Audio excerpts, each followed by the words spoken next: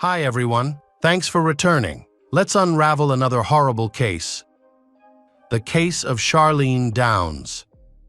Charlene Downes was born on March 25, 1989. In the West Midlands of England, she lived there until she was 10, when her parents, Karen and Robert Downes, decided to move to Blackpool, a coastal town in the northwest of the country. She was one of 4 children, and Charlene was the middle child. Charlene attended St. George's College, a secondary school with academy status. Her friends described her as cheerful, friendly, and thoughtful.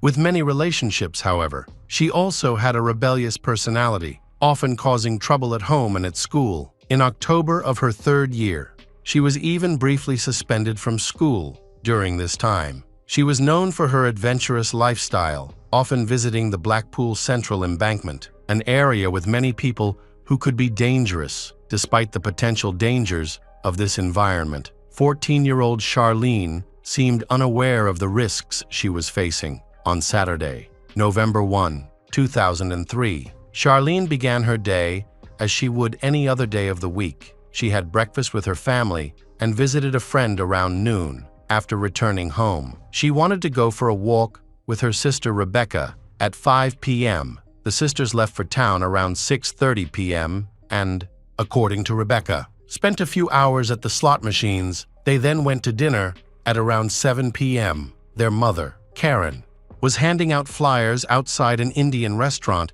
when she saw Charlene and Rebecca across the street, both enjoying milkshakes. The sisters quickly crossed the street to chat with their mother about their plans for the evening. Rebecca said she was going home, while Charlene planned to meet her friends. While they were talking, Karen kept reminding Charlene to come home before curfew, which was set at 10 p.m. She emphasized this point because Charlene sometimes came home later than expected. After a while, Karen took her daughter to a phone booth so she could call her friends. They waited for her friends to arrive, and when they did, Charlene hugged her mother goodbye and went to a bar with them. This was the last time Karen saw Charlene.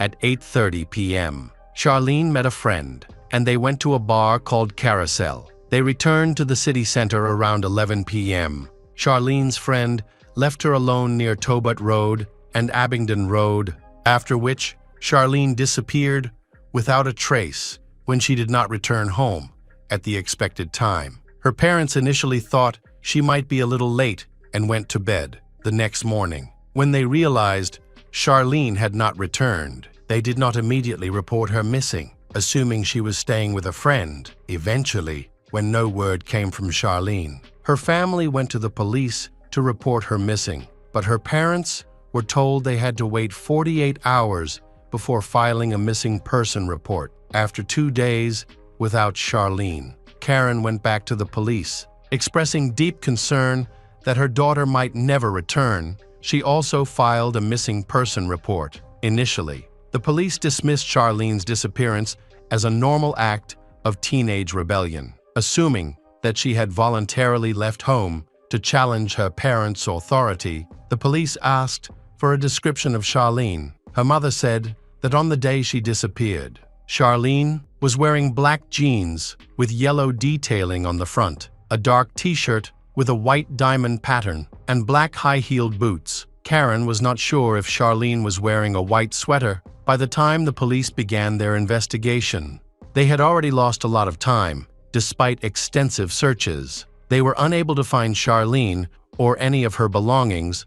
Police interviewed Charlene's friends who were with her on the day she went missing, confirming that she had last been seen at around 11 p.m. They also reviewed surveillance footage that showed a girl resembling Charlene at the intersection of Dixon Road and North Pier at 9 p.m. She was accompanied by a woman with blonde hair who was wearing a long coat. However, this evidence was not very helpful, as it was recorded 2 hours before Charlene was last seen. Since the police had no other leads, they saved the video as potential evidence. Days turned into weeks without any updates on Charlene's whereabouts. At one point, Charlene's mother, Karen, realized that neither the national nor local press were reporting on her daughter's disappearance, seeking help. Karen contacted a local newspaper to request coverage of her daughter's story. The newspaper's representatives said they had heard about the case before and apologized for not reporting it sooner. They explained that the police had asked them not to publish any information because they believed Charlene had run away voluntarily rather than being kidnapped. This left Karen and Robert extremely angry that the police had not informed them that the case was being treated as a runaway case. They were also confused as to why the police had asked the newspaper not to share their story. Charlene's family was devastated and shocked when the police failed to find her in the crucial early days after her disappearance. Had the case been made public immediately, there was a chance that someone might have been able to provide useful information. Unfortunately, the lack of communication created a vacuum of information, and no vital leads emerged. Charlene's parents had no reason to suspect that their daughter had run away. The case eventually attracted media attention, and they believed that more people might have come forward with details if her story had been shared sooner. Sadly, weeks passed as news of her disappearance appeared in newspapers and on television, but no leads emerged regarding Charlene's whereabouts. Initially, the parents were concerned that no one would contact them with information. However, after Charlene's story was reported on the local news, the police received hundreds of tips. Several people reported seeing Charlene on the side of the road or in a shopping mall. While one witness claimed to have seen her on the train tracks, the police investigated these reports. But unfortunately, none of them were true. There were no cases involving Charlene. The police then interviewed all of Charlene's family members. Charlene's father, Robert, became the focus of the police investigation due to rumors of his cruel behavior and alcohol use. Robert reported to the police that he did not remember where he was when Charlene went missing. The police suspected that he might be involved in his daughter's disappearance. During a search of Charlene's home, the police discovered women's underwear and red nail polish among Robert's belongings. However, as the investigation progressed, this story began to unravel. Robert was receiving psychological support for gender identity disorder. His secret was that he disguised himself as a woman and called himself Martino when he was home alone. When the police began questioning Robert about his addiction, he became much more aggressive and at times even hysterical. This alarming behavior raised serious concerns for social services regarding the welfare of his children. Meanwhile, the investigation into Charlene's case stalled. The situation not only baffled the police, but also put considerable strain on Charlene's family, leading to their gradual disintegration. In the summer of 2004, a social worker visited the family for the first time to assess their situation.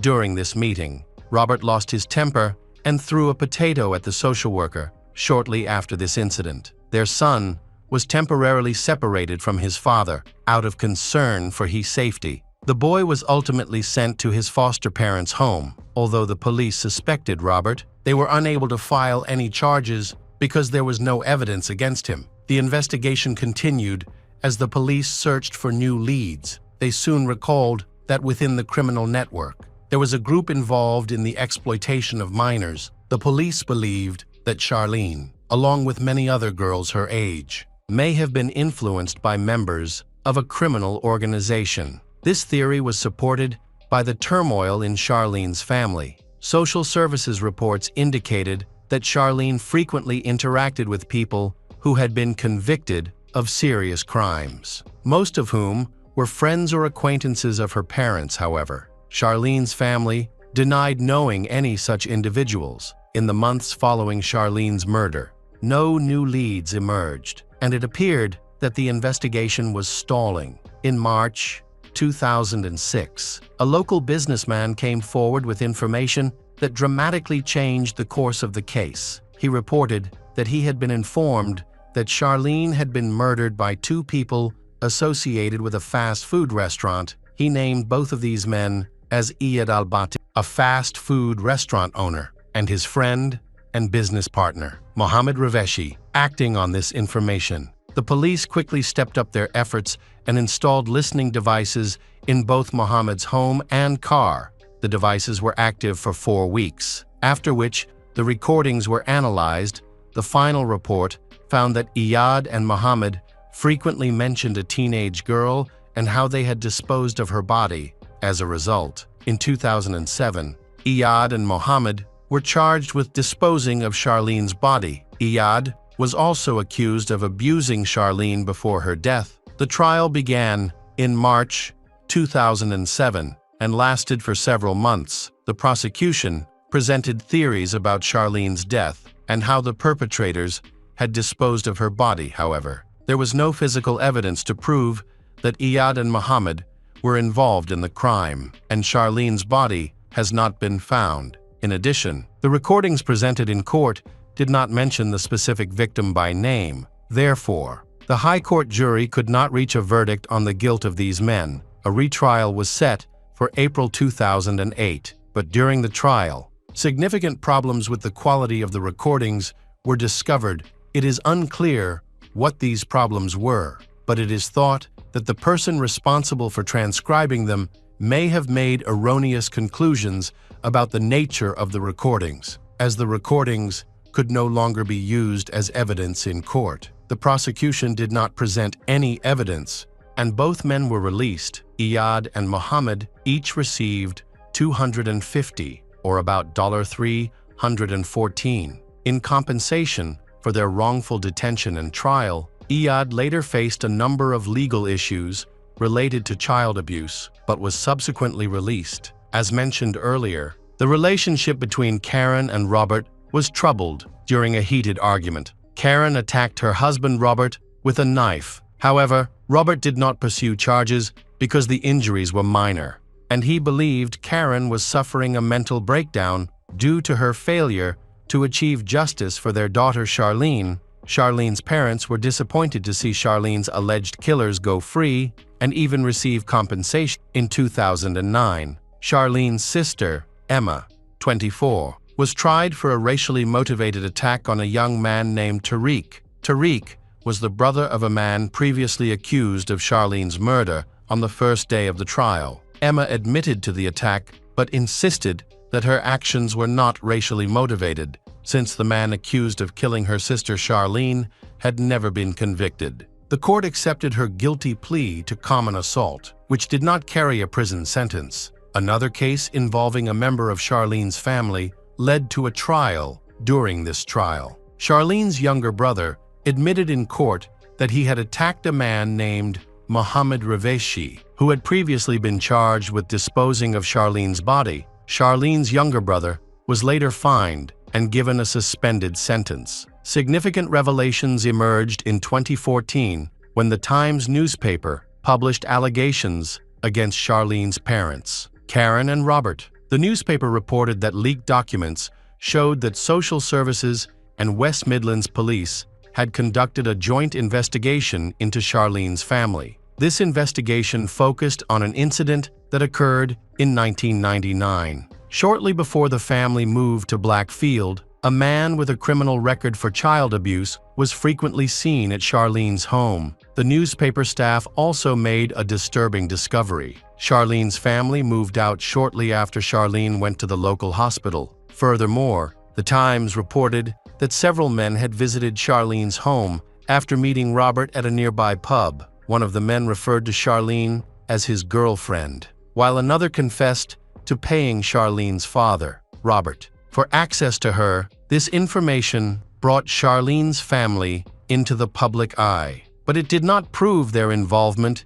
in their daughter's disappearance. Following this media frenzy, the investigation into the case was adjourned. In August 2017, new information came to light when police arrested a 51-year-old man named Nigel Lloyd. The police were suspicious because Nigel had just left his business and moved from Blackfield to Preston. At the same time, Charlene went missing. However, after 48 hours of questioning, the police released him due to a lack of strong evidence against him. Karen later published a book in response to an article in the Times. In her book, Karen explained that she and Robert had their own group of friends and that sometimes one of them would stay overnight at their house. She felt there was no reason to worry because they were all local residents. Karen believes that they had nothing to do with the disappearance of Charlene or the other children by the time the book was published.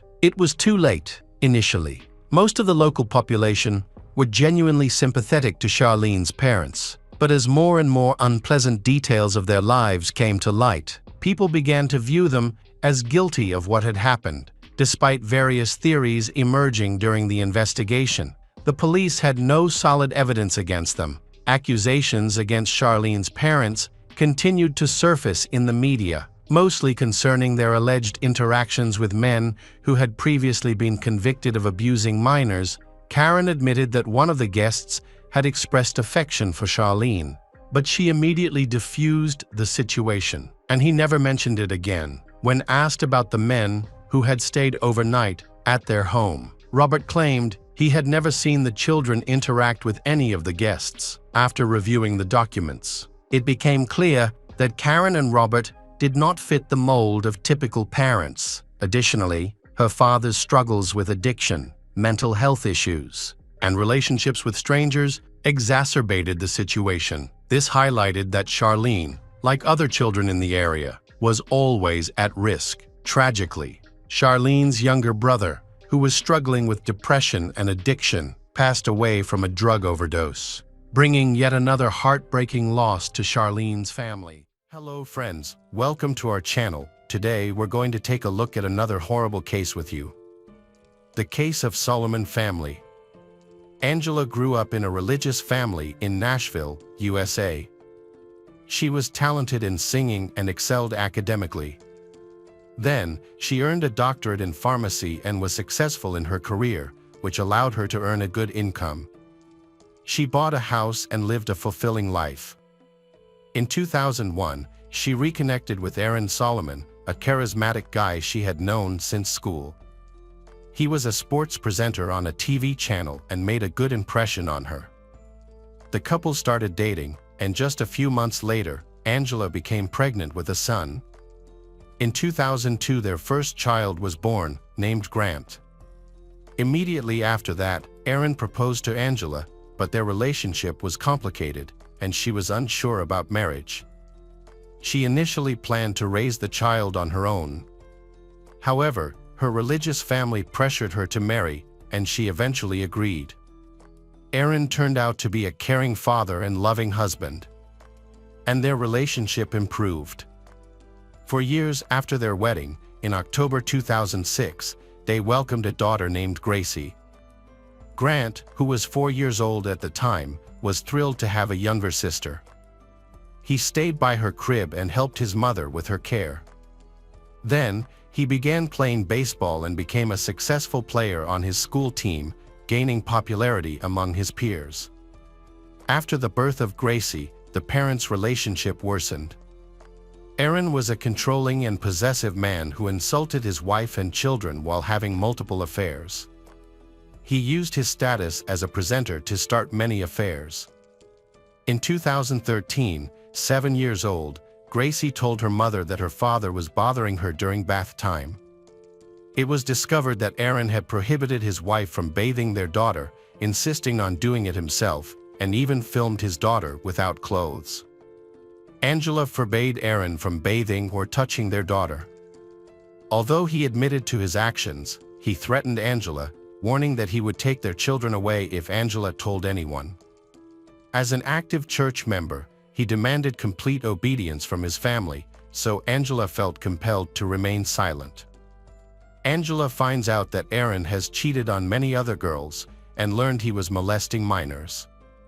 In 2014, explicit photos of minors were found on his phone, but the incident was covered up, and he lost his job. However, then he found a new job as a financial consultant at a large bank.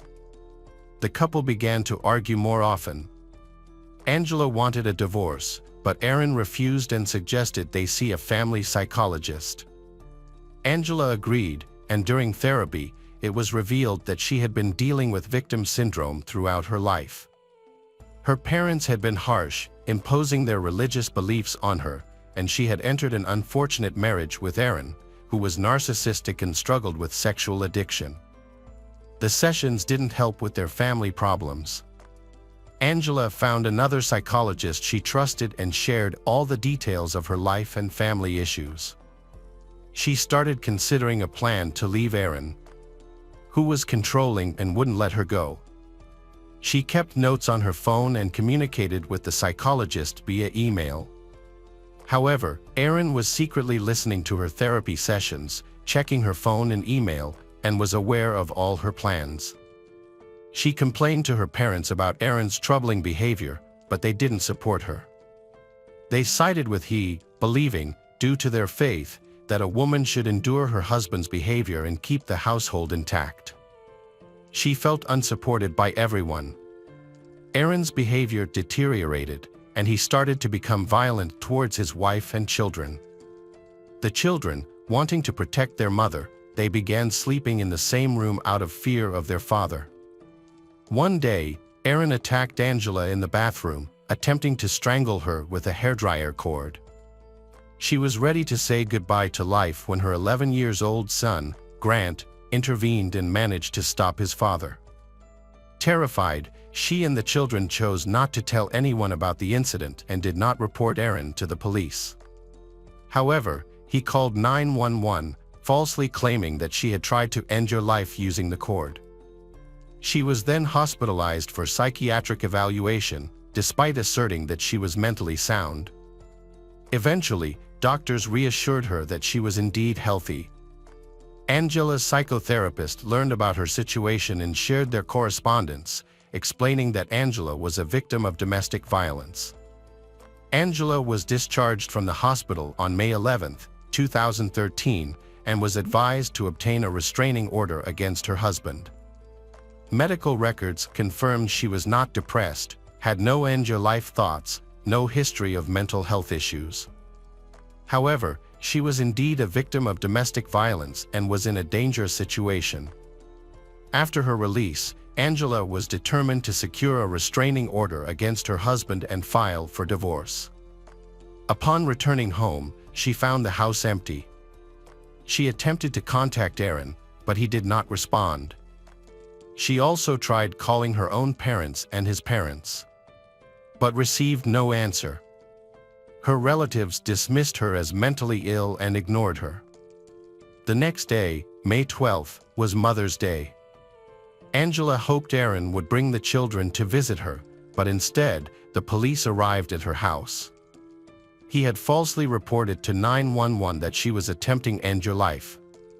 The police checked on her, but they found no cause for concern and left. Time passed, and Angela received a restraining order but still did not know where the children were. She contacted the police several times, asking them to locate the children, but they refused to take her statement because the children were with their father, Darren, who had the legal right to have them. He had not kidnapped them. She soon discovered that he had filed for divorce first and had obtained a restraining order against her. He claimed she was a danger to him and the children. Divorce proceedings began, and both his parents and her parents spoke against her. As a result, he was granted full custody of the children, and the court ordered she to pay child support. The children were not present in court and were not asked with whom they wanted to stay. The judge noted that she had been in a mental hospital, which was enough to deny her custody claims. She couldn't do anything about her children. Angela continued to live with her father and fought hard to challenge the guardianship, arguing that the children were not well with Aaron. A retrial for the guardianship case was scheduled. He hired top lawyers for the case, having recently received a large inheritance from a wealthy aunt who had passed away. During the trial, Angela's relatives once again testified against her, alleging she was intent to end her life. However, this time, psychotherapists and staff from the psychiatric hospital defended her. They confidently stated that she was a victim of Aaron's abusive behavior and had never attempted to end her life. Her injuries were inflicted by her husband. Despite this, the judge ignored their testimony and awarded full custody to Aaron.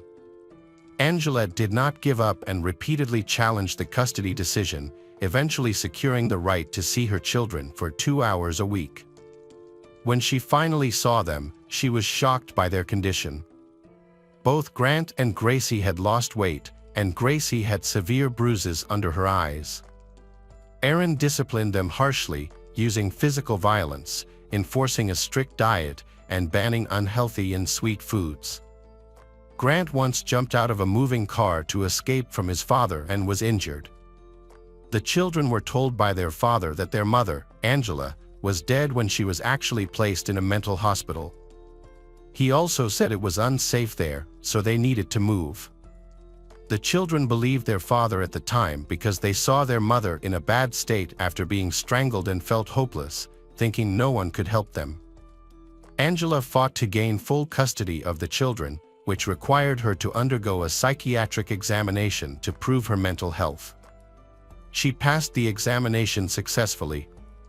In 2014, the court increased Angela's child visitation rights to 6 hours per week, but kept the children with their father. She continued her legal battle. In early 2015, Angela received devastating news. Aaron had been raping 9-year-old Gracie for several months. The frightened girl felt she couldn't tell anyone. She described feeling sleepy and falling asleep after eating. Then she wake up in her father's bed with severe pain in her crotch and bruises on her thighs. She didn't know how the bruises got there. Her father, Aaron, claimed it was a rash from her bathing suit, but she knew that wasn't true. He never took them to the doctor, fearing exposure, even when they were very sick. Gracie recounted how Aaron beat them, drove recklessly to scare them, and neglected their basic needs. Angela was horrified by this information and tried to use it to gain custody of the children from Aaron, their abusive father, awaiting a new trial. In April 2015, Aaron filed a complaint against Angela for not paying child support, leading to her arrest. She argued that Aaron was not properly caring for the children and was using the child support money for himself and his lovers, despite having inherited wealth. Angela was later released and continued to pay child support. She fought for her children for several more years, reporting Aaron to law enforcement, contacting his church, and warning the church school about the danger he posed. However, no one took her seriously, and everyone thought she was crazy. In 2018, Grant and Gracie ran away from home. Aaron immediately contacted the police, and the children were found quickly. When they returned, Aaron punished them harshly. Angela, upon discovering this, requested an emergency custody hearing due to Aaron's abusive behavior. On August 17, 2018, during Grant's baseball tournament, Aaron and Gracie came to watch the match. After the match, Aaron took Gracie with him, while Grant stayed at the sports camp. Aaron rented a hotel room with only one bed for the night. Despite 12-year-old Gracie's request for a room with 2 beds, Aaron raped her that night. The following day, on August 18, an emergency custody hearing took place. Gracie disclosed what her father had done, but Aaron's lawyer denied the allegations, suggesting that Gracie imagined the incident and arguing that Aaron, being a loving father, couldn't have committed such an act. Later, Grant testified that his father was abusive, beat him, fed him poorly, humiliated him, and forced him to train all day. Both children expressed their desire to live with their mother, not their father. However, the judge did not believe them. He concluded that Angela and the children were lying to damage Aaron's reputation because Aaron attended the same Grace Church as the judge and a senator, where he was well regarded. This was a closed, deeply religious community. Aaron attended church every Sunday, never missing an event, and was well regarded by the community's elite. People couldn't believe that Aaron was capable of such monstrous behavior. And there is no evidence that he abused the children. The judge dismissed Angela's request for custody. During the trial, Gracie clung to her mother and was reluctant to leave with her father. However, when her father threatened to call the police, she had no choice but to go with him. The mother lost custody rights, but the children were unable to stay with their father either. Gracie and Grant sought help from school staff, a psychologist, and the church, sharing the terrible things their father had done to them. However, the principal called them in and urged them to remain silent to protect both their and their father's reputations. Despite their efforts to explain why they didn't want to return home, the principal dismissed their claims, saying he had heard it all before and didn't believe them. He contacted their father, who then removed them from school.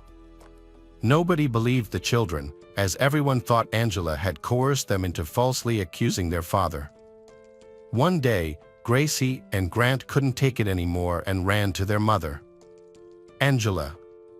Then, Aaron came to look for them and asked them to return. Grant and Gracie refused, and he allowed them to live temporarily with their mother. With the help of therapy, they set boundaries, and their father began to respect them. Grant and Gracie sometimes had to live with their father, as he still had more custody rights, but most of the time they lived with their mother. During those times, they were happy, and the relationship with their father became more tense and reached its peak. On July 20, 2020, 18-year-old Grant was driving to his training, which was about an hour away from Angela's house. Upon arriving at the parking lot, a tragic accident occurred in which Grant lost his life. His father, Aaron, who was also at the training, witnessed the incident. He immediately called 911 for help for his son. Aaron later recounted the event. Aaron explained that he had exited his pickup truck to retrieve his gear from the back. While standing in the parking lot near the building, he was focused on his phone and did not notice the pickup rolling backwards. The vehicle hit him, dragging him several meters before it went down a deep ditch. Aaron, who was there with 3 others, saw everything unfold. When the police arrived, they found Grant lying on his back beneath the front of a car, but the tires were not touching him. Blood was streaming from his nose and ears. Using a jack, they managed to lift the car and pulled him out. He was still breathing, so they performed CPR and rushed him to the hospital. Unfortunately, despite their efforts, Grant, who was in serious condition, died on the way without regaining consciousness.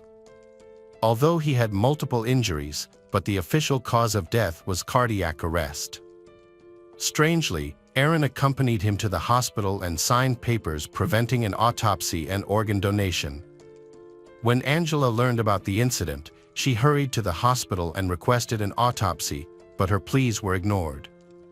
The police classified the case as an accident and didn't pursue further investigation. Angela believed Aaron's account of the incident was false, pointing to various inconsistencies. Grant's injuries didn't match those of someone trapped under a car. He had no typical crushing injuries.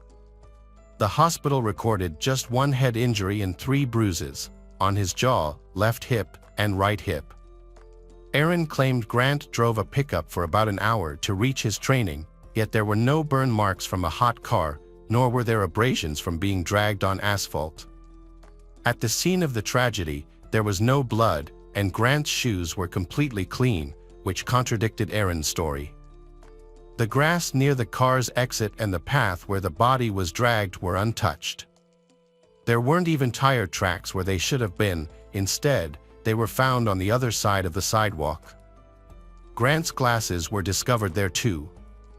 He always wore his glasses because he had poor vision without them, shown in all his photos. So, how did his glasses end up on the sidewalk if he wasn't there? He was in the parking lot. Why didn't his glasses fall there when the car allegedly ran over him? According to Aaron, Grant had his back to the car and didn't see it coming when it moved in reverse. Strangely, Grant was found lying on his back under the car but in the opposite direction. How could his body have turned 180 degrees under the car? It seems impossible. Furthermore, how could the car back into the ditch and then get back up and out of the ditch? It was hard to believe. None of the people in the nearby buildings heard Grant's screams, which should have been heard during such an accident. Everything happened quietly, so no one saw or heard anything. There were no CCTV cameras, and the three guys Aaron mentioned on the call were not there either. Strangely, Aaron did not attempt to rescue his son from the car, even though Aaron was briefly with him. Aaron just watched as his son died. Grant never stored equipment in the back of the car, he always left his uniform on the back seat. The phone Aaron claimed Grant was using was never found. Although Grant always carried his phone with him and called his girlfriend every morning, he didn't call that day for some reason. There was no damage to the car. Even though the rear bumper of this car model is fragile and prone to breaking, it was intact. It would have been damaged in such a descent. There were no witnesses to this tragic accident. A man saw Aaron walking along the road shortly before the tragedy, in the parking lot. It's unclear what he was doing there, although Aaron claimed he arrived later. At his son's funeral, Aaron described his death as a divine act, leaving everyone surprised. People were shocked by Aaron's lack of emotion, he showed no grief for his son. Angela suspected that he may have hit their son with his car elsewhere and staged the accident by bringing their son to the location afterwards. There was confusion as to why the pickup truck unexpectedly rolled away, as it had been parked correctly and had no previous issues. It was speculated that the truck might have had a technical fault, and although Aaron initially suggested investigating it to sue the manufacturer for compensation, he eventually declined, which was out of character for him since he usually pursued financial gains. He continued to drive the truck without any concern for several months. Angela wanted to investigate the truck herself, but Aaron strongly opposed the idea and promptly sent the vehicle to the scrapyard. This was puzzling, as the truck was in excellent condition and could have been sold for a good price. Angela managed to locate the vehicle in spring 2021 and arranged for an independent examination. Experts concluded that the accident could not have occurred as Aaron had claimed. Angela then pushed for the investigation of the case, which had been closed, to be reopened. Grant had just turned 18, according to Angela, and he had always protected Gracie's from their abusive father. He warned his father that as soon as he turned 18, he would go to court. He and his sister Gracie planned to formally free themselves from their father's control, believing the court would take them more seriously as adults. In Angela's opinion, Aaron feared this and decided to stop his son. Gracie was devastated by the loss of her beloved brother, who could protect her. On May 12, 2021, Gracie, then 14, uploaded an 18-minute video on YouTube in which she described her father, Aaron, as a monster. She claimed that he attempted to kill their mother, raped her, and physically abused both her and Grant, eventually killing Grant's. Gracie fears that her father might harm her now that her brother is gone. They are defenseless, and their father started harassing them. Despite a restraining order, Aaron continued to stalk she and begged her to return home, but she refused. She was granted legal protection, but her father ignored it and kept following her from school. Due to the school principal's friendship with he from church, they refused to enforce the restraining order. After this interview, Aaron once again complained that Gracie was being negatively influenced and turned against him.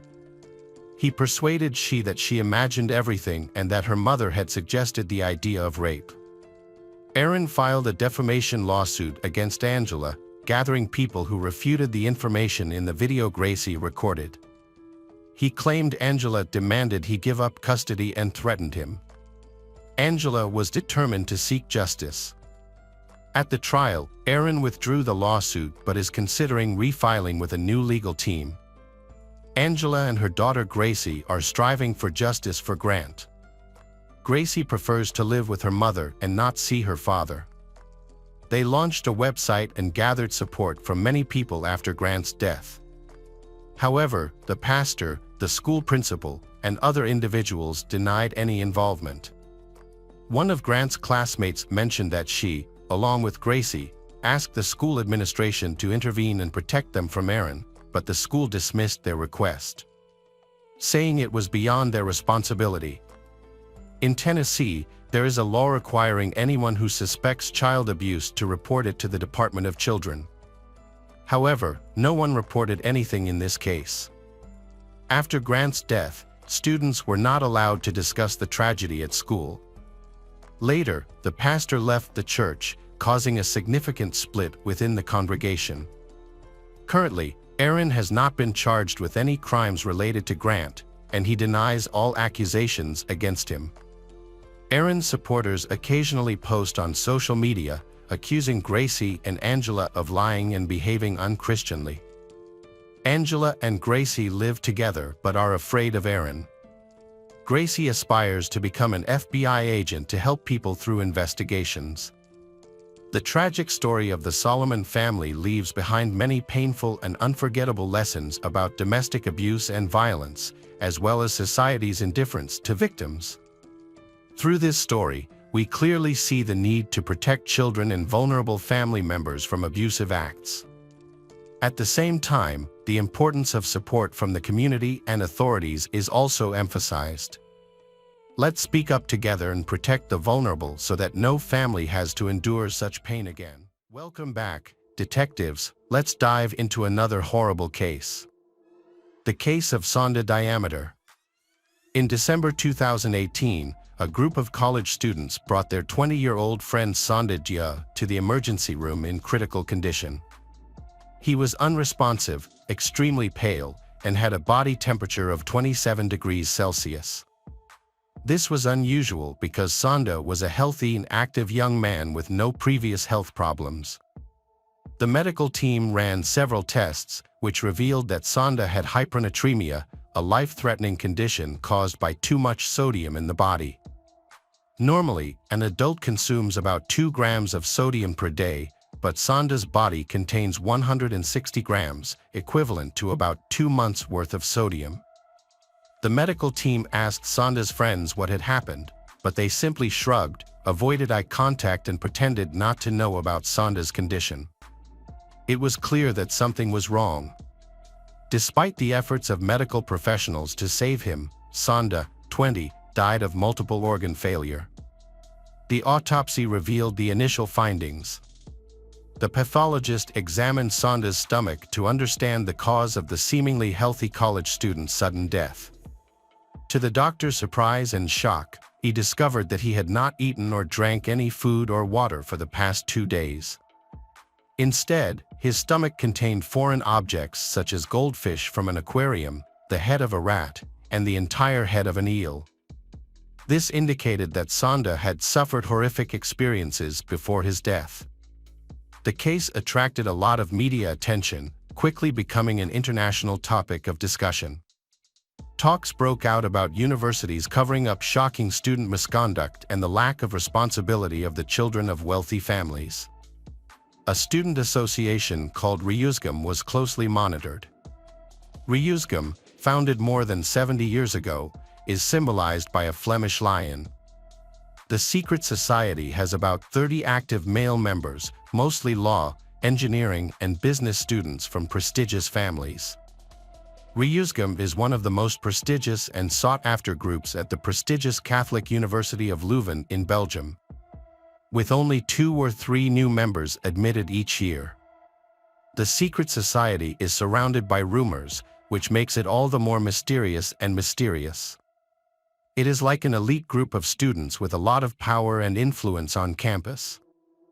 The Reuzegom Student Secret Society has begun planning its annual initiation ceremony for new members. The ceremony includes a unique and daring menu, starting with appetizers such as roasted grasshoppers and cockroaches, followed by a main course of rats and raw fish. Dessert is a mix of coffee and a banned substance. A disturbing photo of a Reuzegom fraternity's initiation ceremony has gone viral. The photo shows the group's leaders dressed in worn clothes, while 4 new members are kneeling. 2 of the new members are pictured with a gun pointed at their heads, a pistol, and a rifle. The photo raises many questions. What other types of rituals does this secretive group conduct? What exactly are the events that take place inside the fraternity? Considering the backgrounds of many of its members, parents, Politicians, lawyers, prominent doctors, and business leaders, what would they do to protect their children if something truly happened seriously? Sanda never had any aspirations of joining the Reuzegom fraternity. Instead, he was a young man born in Belgium to a Senegalese father who sought asylum in the country a few years before he was born. As an immigrant, Sanda's father worked hard to ensure his two sons could live a good life. He knew that because of the color of his skin, his children would have to work twice as hard to gain the same respect and career opportunities as native Belgians. Sanda's father, Dia, worked long hours at a factory, spent many nights mastering the local language, and slept or stayed up all night to help his son study. His only desire was for his sons to succeed in life. From a young age, Sanda understood the importance of working towards his goals. He realized that success will not come easily and required perseverance and hard work. As he grew up, Sanda had a close friend named Ferry, who lived nearby. The two shared interests such as cycling, comics, and dreams of going to college, finding a good job, saving money, and eventually moving to Japan. They even promised to be lifelong friends and visit Japan together one day. However, fate had other plans for Sanda, and he will never have the chance to visit his dreamland. As a teenager, Sanda had many friends. He had an innate ability to excel in various activities, such as solving complex math problems and playing soccer, which surprised his friends. Despite his special talents, Sanda was loved by everyone for his easygoing and charming personality. He was sociable and easy to get along with, which made it easy for him to make friends. After completing high school, Sanda made his family proud by becoming the first person to attend a prestigious university, the University of Leuven. His father was extremely happy with this achievement, which exceeded his dreams. Although the university was close to home, Sanda chose to live in a dormitory. He pursued civil engineering and was determined to get a master's degree in the field. Sanda's maturity and ambition drove him to make his father proud. His ultimate goal was to graduate, secure a high-paying job, and allow his father to retire, repaying the sacrifices he had made for his children's future. By 2018, Sanda was in his third year of a 5-year program and was already thinking about his career after graduation. In order to achieve his goal of securing a high-paying job to support his family and pay the bills, he stayed away from parties and focused on finding a job. Realizing that his skin color could be a hindrance in a predominantly European industry, and with his high academic achievements, communication skills, and hard work, he realized that building relationships was important. This realization leads him to consider joining the Reuzegom, a group that has important connections and is essential to his career. Joining the Reuzegom seems to be a strategic decision. Many of its members come from prominent families, which makes Sanda's decision to apply a surprise to his friends, except for his brother, who understands the potential career advantages of the organization. However, his childhood friend Ferry has reservations about these groups and even tries to dissuade Sanda from joining, seeing it as a potentially dangerous move. If Ferry had known the tragic outcome that would befall Sanda, he would never have stopped trying to stop him. Sanda's decision to join Reuzegom was not an impulsive one, he considered it carefully. With 2 years left until the end of his studies in 2018, he weighed the pros and cons before making his final decision. Sanda was then one of 10 students who successfully passed Reuzegom's rigorous selection process. Of these 10, only 3, including Sanda, advanced to the final selection stage. In the first stage, Reuzegom members screen out candidates who do not match their interests, personalities, or communication styles.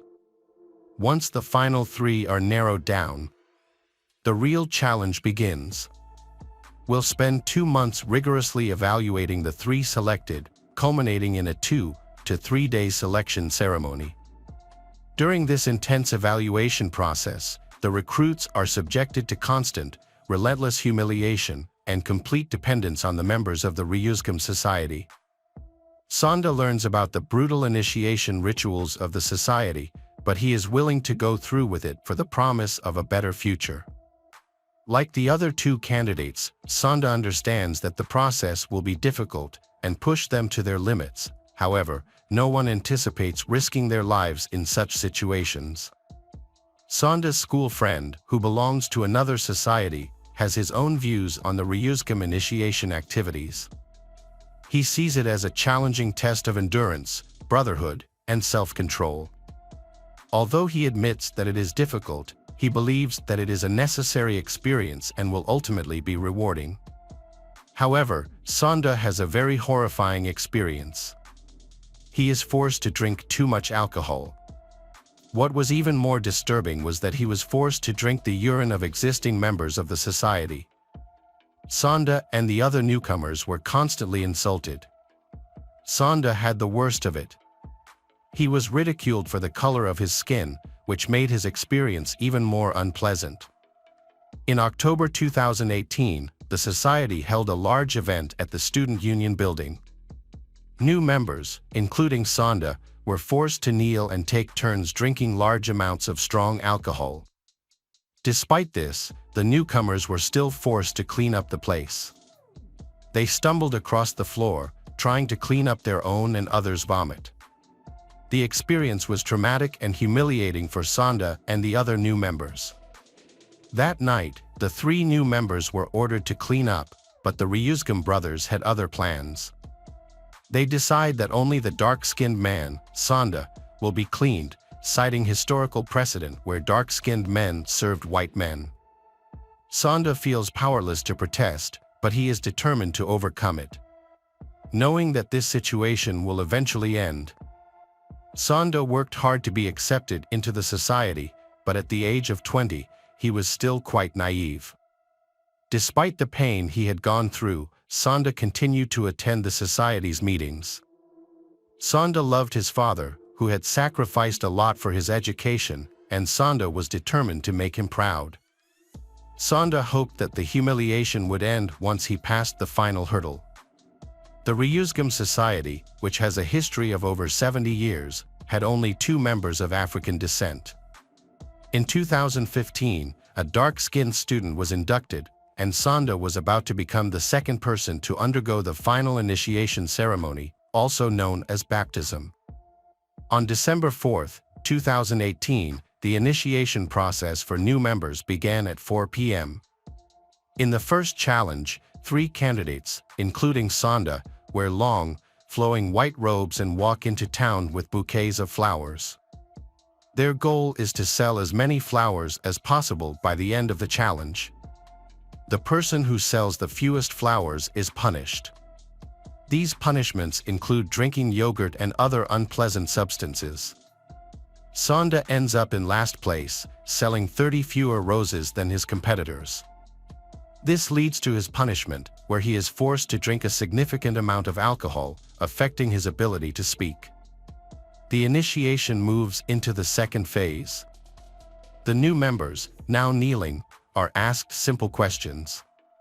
However, by 7 p.m., the members of the association have become less tolerant of Sanda's inability to answer these questions clearly. Unsurprisingly, he is defeated by the other competitors and faces further punishments. His punishment was to drink a bottle and a half of gin. His body, not used to the large amount of alcohol, began to react painfully. His stomach was filled with the alcohol he had drunk. Sanda's health quickly deteriorated, leaving him unable to walk, talk, or move, as he faced severe dehydration and passed out repeatedly. Surprisingly, this incident took place in a public place, right on the sidewalk in front of a cafe in the city square. However, no passers-by intervened or called the police for help. At 9 p.m., the third challenge called Endure the Night began. The student council took the new recruits to their dormitory, where the 18 student council brothers continued to torture them relentlessly. This time, the participants were required to drink as much beer as possible. By the end of the ordeal, all 3 participants were unconscious, although they were still breathing. However, This did not stop the continued abuse. According to the order's custom, when someone faints, they are urinated on by the order's members.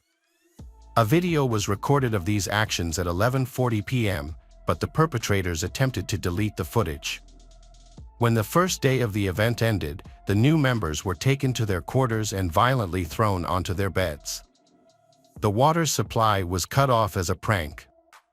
The initiates' belongings were vandalized with ketchup and chocolate, and they were locked up.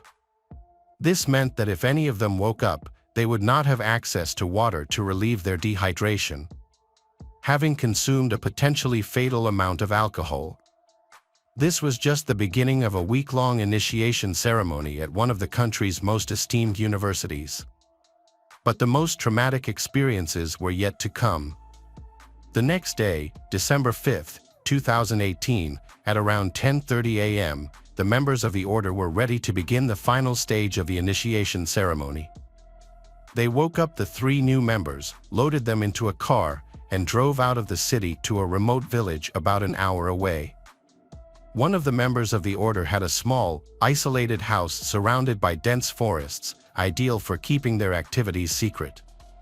Along the way, they stopped several times to purchase the necessary items for the ceremony. They visited a pet store to buy items such as aquarium fish, eels, live rodents, as well as bird and dog food from a pet store. They then stopped at a supermarket to buy various products, including fish sauce. However, this sauce is high in sodium and is not usually consumed in large quantities. They also bought duck eggs, sardines, clams, shrimp paste, mussels, and other seafood products. During their stop, a professor approached the group of students and noticed that one of the students was in need of help. She expressed her concerns to the society members and even suggested calling the police. However, the society members, quickly convincing her that the student was simply drunk and in shock, stated that the initiation ceremony was over and that they would help him recover by giving him a cold shower. This seemed to allay the professor's concerns. The group then went to a cabin in the woods. The police have reconstructed the details of what happened next through the recovered deleted footage and some evidence. The truth about the events that took place in that forest is still unclear. For several hours, the 3 beginners had to dig a large hole, which they were then placed in. Other members of the student union surrounded the hole. They filled it with cold water and live eels. In Belgium, the average temperature in December is around +3 to +7 degrees Celsius. When the newcomers start shivering from the cold, the members of the society urinate on them from above, a strange act that is said to warm them.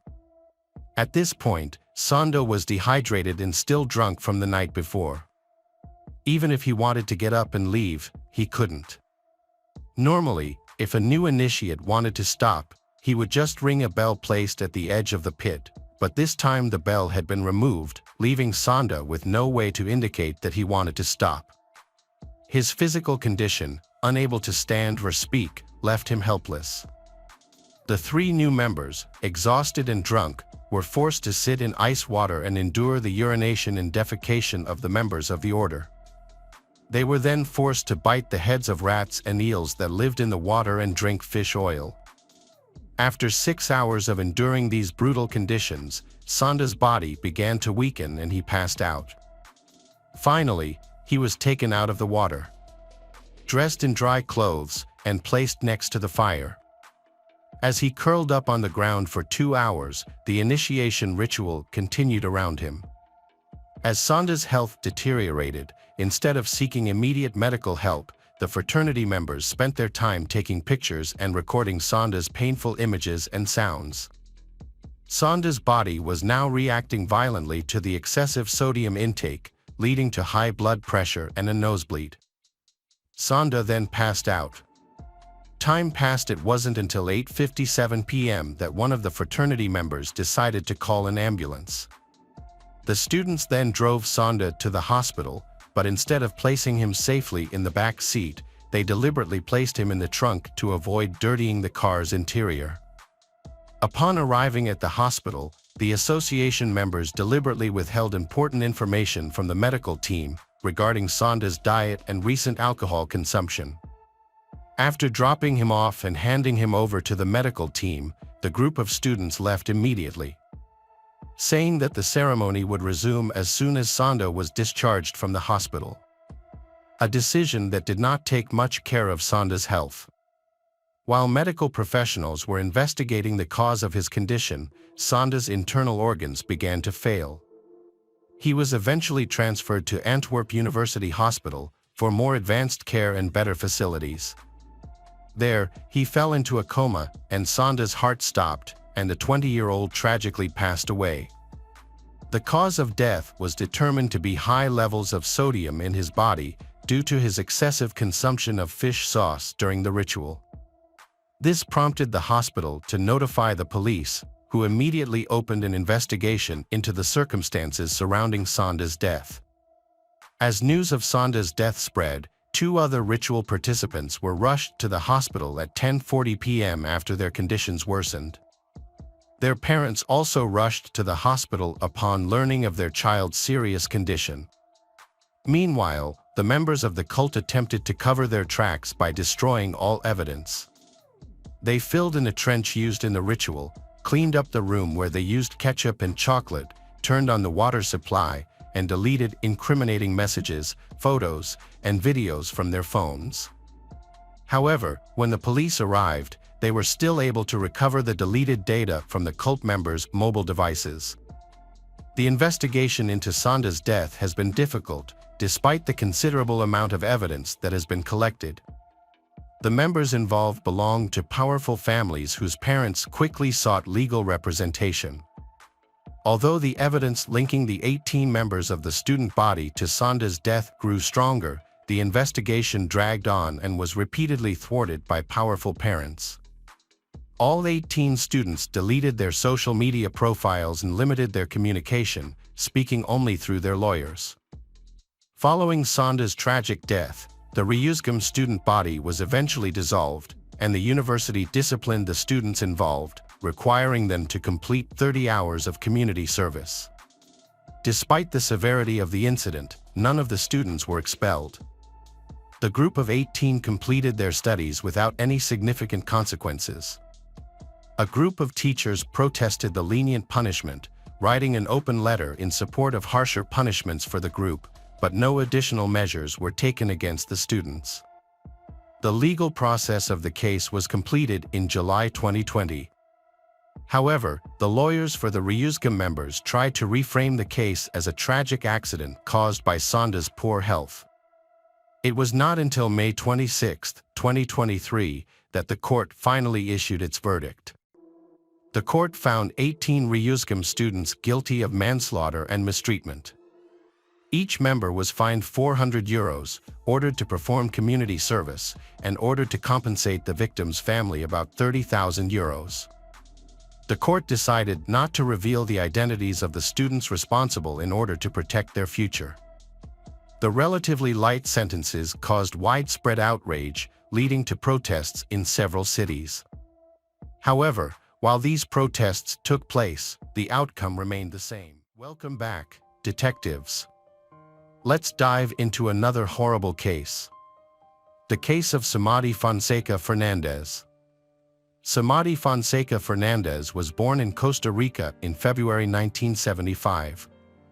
Not much is known about her early family life. Samadei grew up in Cuba, where she lived with her mother, Sonia Fonseca. She attended a local school. Samadei often used force or deception to get what she wanted. Samadei's striking looks and perfect figure make her a magnet, especially to men. Samadei's beauty and charm are overshadowed by her greed, vanity, and self-interest, which ultimately drives men away. Furthermore, she is extremely jealous and aggressive. Samadei, due to her youthful resemblance to Barbie, spent several years working at a Universal Company bookstore, dressing up as the iconic doll. After graduating from high school, Samadei started a long-term relationship with Osvaldo Fernando Ballery, a local television journalist 16 years her senior. Their relationship resulted in the birth of children, Christopher in 1996 and Christina a year later. However, constant arguments and jealousy eventually led Samadei to end the relationship in 2012. Shortly after, Osvaldo, 53, died suddenly. Osvaldo did not include Samadei in his will. Samadei took drastic action and seized Osvaldo's house, changing the locks to prevent relatives and heirs from entering. Samadei also took away Osvaldo's valuables. Osvaldo's family was furious and took Samadei to court for theft. Police intervened and forced Samadei to leave the house, but no criminal charges were filed against her. Samadei had other relationships, most notably with Miguel Angel Perez, the father of Samadei's third daughter, Maria. Although some reports claimed the couple were officially married, the relationship ended in divorce after a few years. It was strange that some of Samadei's lovers disappeared or died mysteriously under mysterious circumstances. But for a long time, for some reason, no one paid any attention to it. Another former lover, Diaco, met a tragic end after breaking up with Samadei. He was murdered during a robbery. The killers were never caught or brought to justice. As with the previous case, there was much speculation surrounding Samadei's possible involvement, but there was no solid evidence linking her to the crime.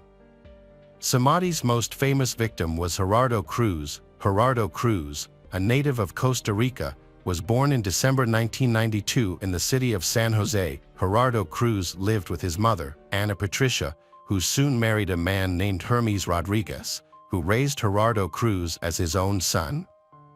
Herardo Cruz he attended a regular school, developed a passion for motorcycles, and met his future partner, Carol, at a young age. By the time he was 23, Herardo had settled down with Carol and their 4-year-old daughter, Genesis, in the suburban home of his aunt and uncle in San Sebastian. To support his family, Herardo Cruz took a job at a local bakery. It was around this time, in the summer of 2015, that Herardo Cruz met Samadei, a 40-year-old woman who frequented the bakery. Despite her age, Samadei was attractive. Samadei began having affairs with men much younger than herself, because the attention of young lovers probably delighted Samadei. Herardo Cruz was one such affair. Despite the significant age difference, Herardo Cruz quickly fell in love with Samadei and began to meet secretly. Samadei came to the bakery every day to see Herardo Cruz, and other employees took notice of Samadei's frequent visits. Samadei would bring his 19-year-old daughter, Christina, with him to the bakery. Initially, Herardo Cruz was able to balance his family life and secretly date Samadei without either woman finding out. He eventually let his guard down. He began bragging about his success with women and began sharing stories with friends and colleagues about Samadei, describing her as a great mistress who showered him with gifts. After just a few months together, in October 2015, Samadei discovered the truth about Herardo Cruz having a pregnant wife and a child. Samadei was so angry that she started calling and texting Carol, Herardo Cruz's wife, insulting her and threatening to kill Herardo Cruz if he didn't belong to her. Herardo Cruz tried to beg Carol's forgiveness. As for Samadei, he did not take her threat seriously, believing that she would quickly calm down and find a new boyfriend. Just days after breaking up with Samadei, Herardo Cruz saw a man secretly filming a young girl's underwear with his phone. Herardo Cruz filmed the man, stopped the girl, and advised her to report the incident to the police. He then chased the man, trying to capture his face on camera, until the man escaped in a taxi. Herardo Cruz posted the video online and it quickly went viral. The man was identified as Luis Somano Delgado, a former member of the Ministry of Finance. The media picked up the story, and Herardo Cruz became a national celebrity, outing Luis Somano Delgado in interviews. However, Luis Somano Delgado's lawyer accused Herardo Cruz of wrongdoing, claiming that the video's distribution was illegal and preparing to file a lawsuit. Herardo Cruz was surprised, wondering why he was being prosecuted instead of the man who committed the crime. Herardo Cruz gave a radio interview confidently, without fear. The next day, he canceled his meeting with Oswald, citing an emergency after receiving a text message from Samadei, supposedly to discuss another interview with a young woman in a park. Unsuspecting, Herardo Cruz met with her, but instead of journalists, two men stole his bag, beat him, and stabbed him multiple times. Herardo Cruz called Oswald when he was unconscious, and Oswald called the police and paramedics. Herardo Cruz was taken to the hospital, where doctors fought to save his life for 42 days. Herardo Cruz underwent numerous operations, but unfortunately, they were unsuccessful in saving his life. He passed away in the intensive care unit on November 19. Herardo Cruz's funeral was attended by a large number of people who wanted to express their condolences to his family. The community came together to express their hope that the police would quickly apprehend the perpetrators and bring them to justice. Initially, the investigation explored multiple theories. The first was that Cruz was a victim of a robbery gone wrong.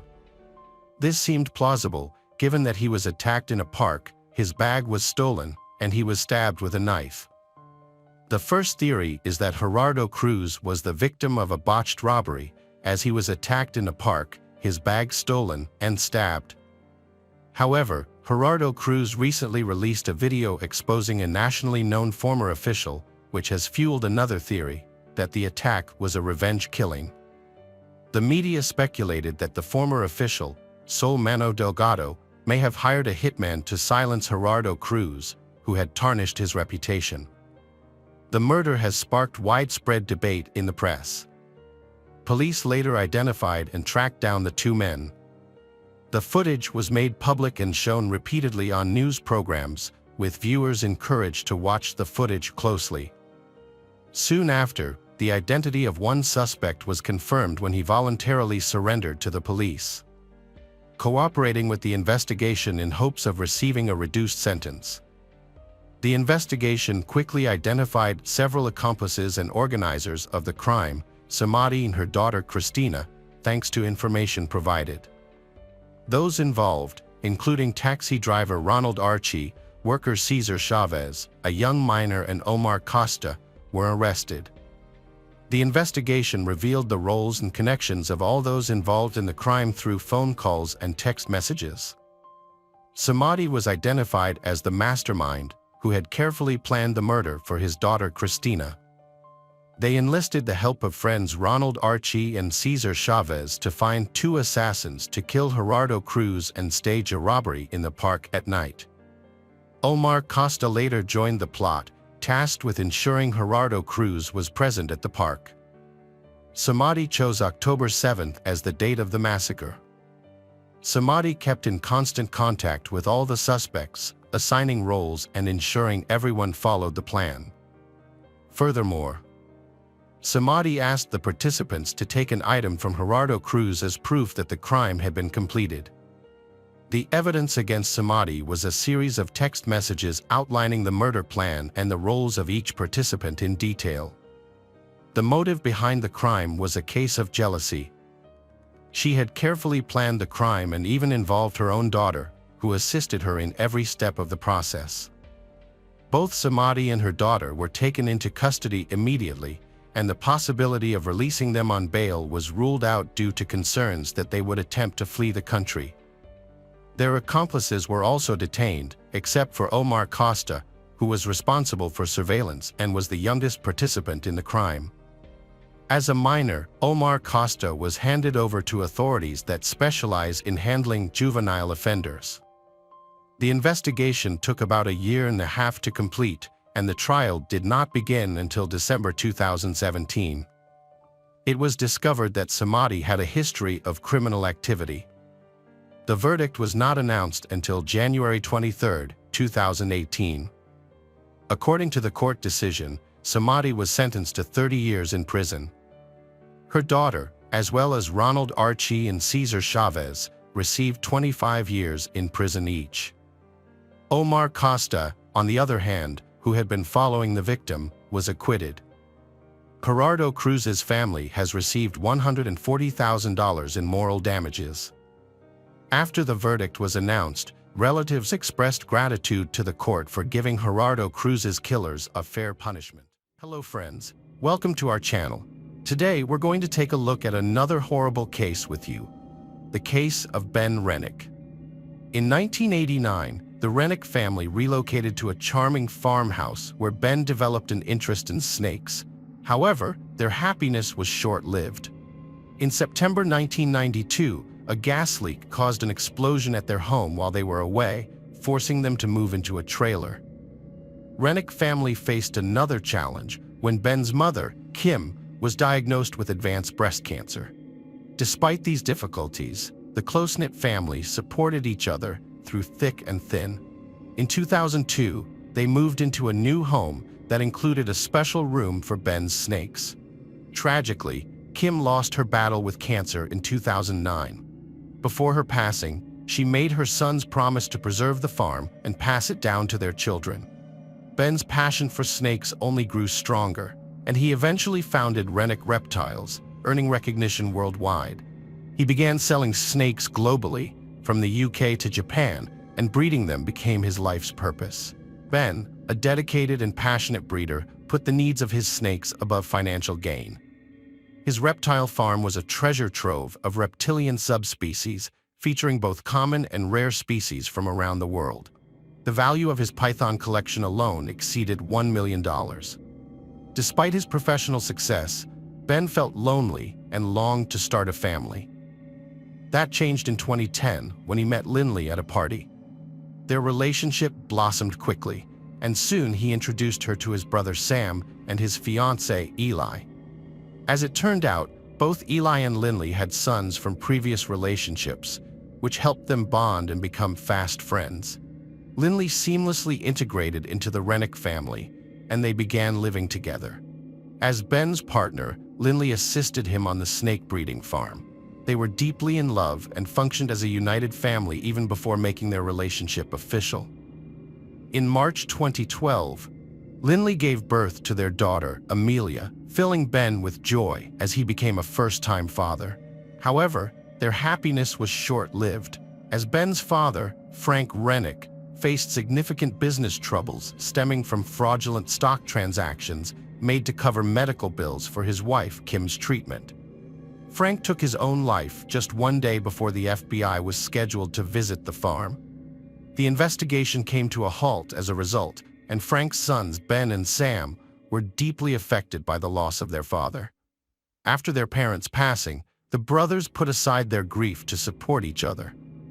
Ben inherited the family home and farm, while Sam received a large sum of money that was significantly more than the house was worth. Despite having their own families and children, the brothers decided to stay together in their childhood home, forming one large, close-knit family. Sam used his inheritance to repair the farm, and initially everything seemed fine. However, financial disagreements soon caused tension between the brothers. After their father's passing, Ben focused on his business and family. He married Lynley on April 14, 2014, making her a full member of the Renick family. Ben and Lynley opened a second business, a spa called Essentia Spa Inc., which Lynley managed. However, the spa struggled financially, leading to frequent arguments between Ben and Lynley about money. Despite her best efforts, Lynley was unable to generate enough revenue to cover the spa's expenses. At the same time, Sam and his wife struggled financially. Ben granted them permission to sell some of the furniture in the house, but Lynley strongly disagreed with this decision, which caused a rift between the two families and ultimately led to an irreparable breakdown in their relationship. Ben planned to sell some rare reptiles to improve his family's finances, but the deal fell through because of a tragic event that occurred on the farm on June 8, 2017. On that day, Lynley found her husband Ben lying in a pool of blood on the floor of one of the farm's barns. She called her brother-in-law Sam for help and reported the emergency, saying she had found Ben unconscious. During the call, Lynley abruptly dropped the phone and ran outside. Sam continued talking to the emergency operator, and sadly confirmed that his brother had died. Sam suspected that a snake might be responsible for the incident. The Montgomery County Sheriff's deputies were eventually called to the snake breeding facility, a place they hadn't visited in a long time. However, they were hesitant to enter the farm, fearing they would encounter over 3,000 snakes while investigating the scene where Ben's body lay in blood. Coroner Dave Colbert approached the scene with caution, aware of the possibility of a deadly viper attack. However, upon closer inspection, he found a shell casing on a shelf, indicating a far more sinister scenario. Multiple shell casings were discovered near the body, but no weapon was found. The autopsy revealed that Ben had been shot multiple times in the back and head. Despite this, none of the relatives reported hearing any shots or seeing the attacker. Sam and Lynley, Ben's relatives, were taken to the sheriff's office for questioning. During the interview, Lynley suggested that Sam might have been involved in Ben's death, citing a potential motive. Ben wanted to sell the house, but Sam was opposed. To clear his name, Sam agreed to take a lie detector test, which he passed. With no evidence to hold them, the police released Lynley and Sam. The investigation continued, exploring various theories about who might have wanted Ben Renick dead. The police initially suspected that Ben Renick's death might be linked to robbery, but this theory was quickly ruled out because none of the rare snakes in the house were taken and no valuables were missing. In the days following Ben's death, the police questioned Lynley, Ben's wife, and tested her hands and clothing for signs of gunpowder residue. However, the test results came back negative. After Ben's funeral, Lynley cut off all contact with her brothers-in-law, Sam and Eli, and began making moves to sell her husband's business and claim a $1 million life insurance payout.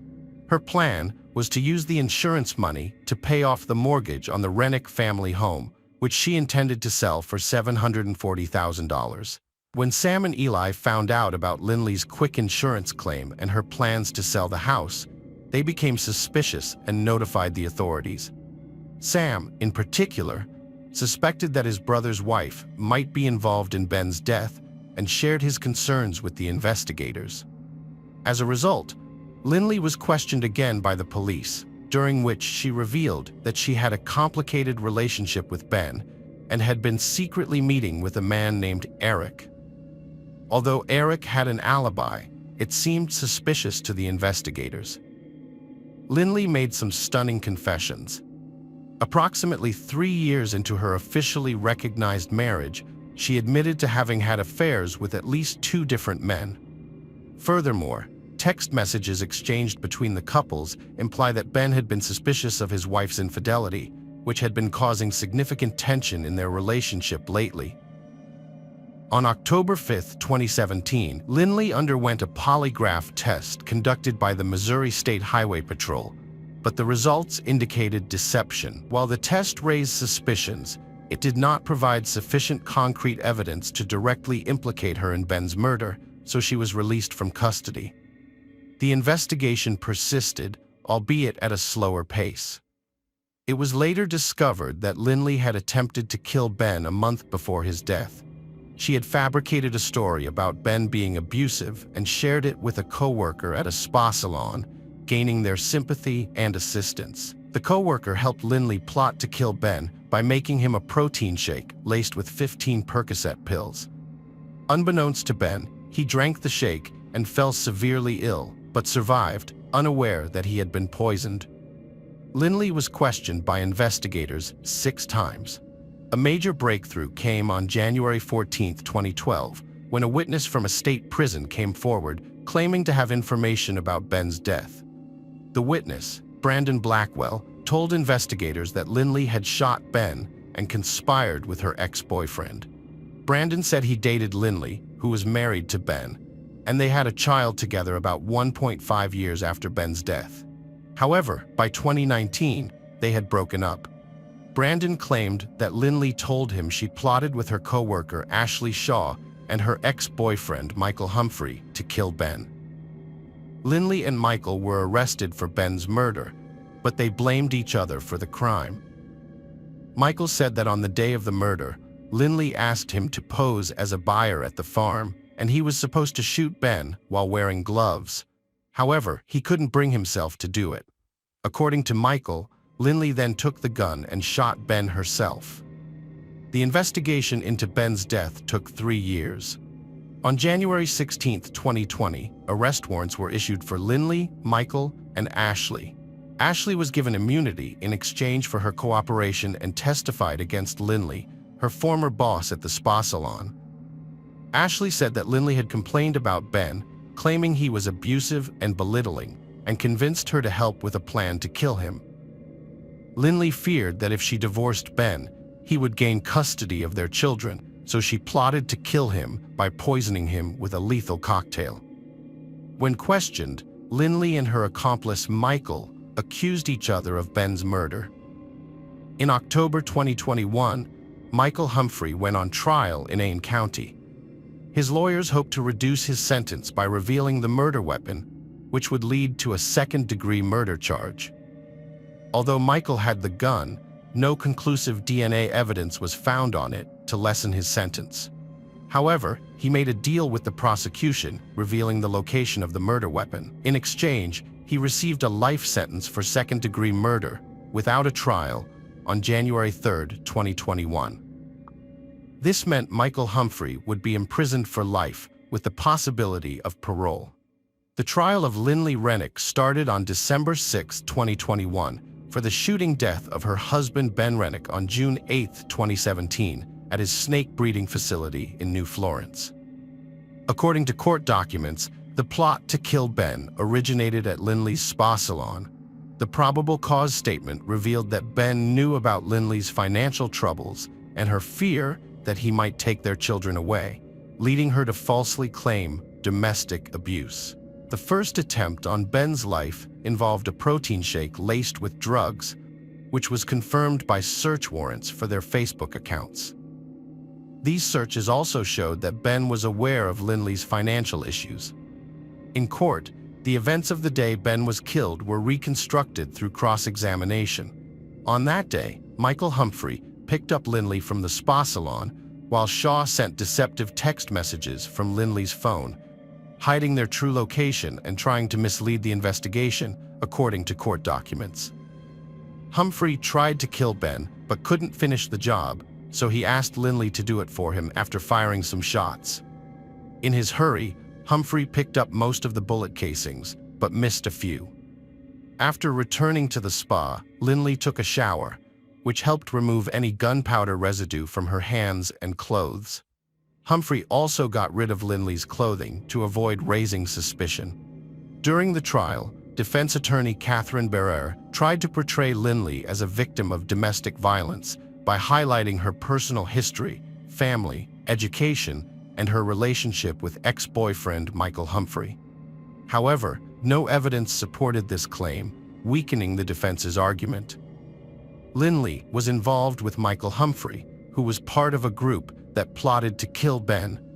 Lynley described their relationship as codependent, with Humphrey dealing drugs and her being addicted.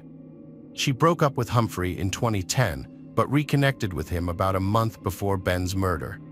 Lynley Renick denied planning to kill her husband Ben, including the alleged attempt to poison him with a protein shake. At the time, their spa business was failing, and they were experiencing financial and marital problems. Lynley admitted to having affairs with multiple men, which she deeply regretted. When she considered divorce, she didn't know who to turn to, given her father's experience with divorce and his strong views on the matter.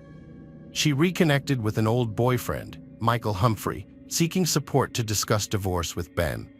In court, Lynley confessed to intentionally hiding Michael's involvement in Ben's death due to their troubled marriage, which included disagreements, physical and sexual abuse, and the stress of Ben's snake breeding business.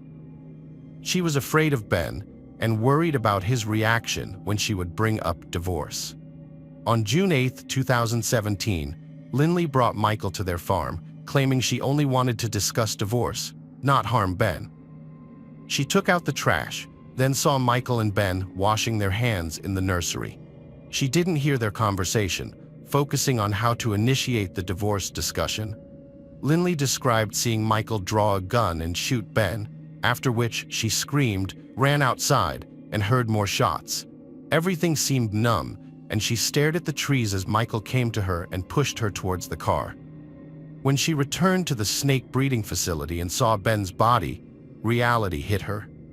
She called Ben's brother, Sam, and they checked Ben's pulse and breathing, hoping he might still be alive. Lynley regretted not telling the police about her presence at the facility with Michael, which led to suspicion and investigation.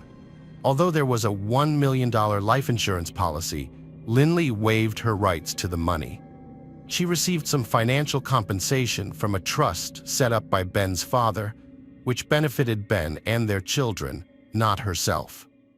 Lynley shared her story with her then-boyfriend Brandon Blackwell, but their relationship ended after she had his child during the trial.